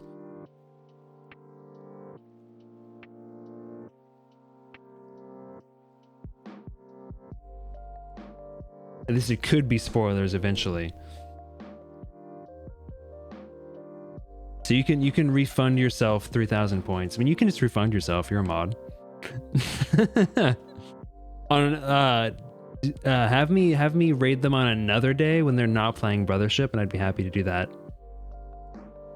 That's my thing with like raiding people who are playing story games. Like, I don't know. I always feel weird doing it. I think Sheep, you know how to refund points, right? You could refund Aaron. Shaking my dang head. So we're gonna go ahead and raid into Sova. They were chilling a little bit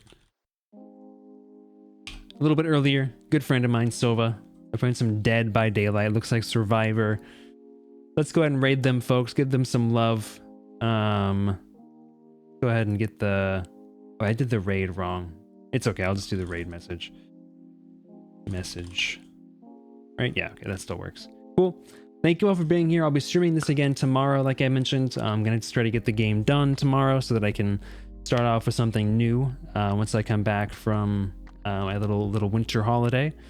But yeah, thank you all for being here. Thank you for hanging out. I appreciate you all hanging out as always.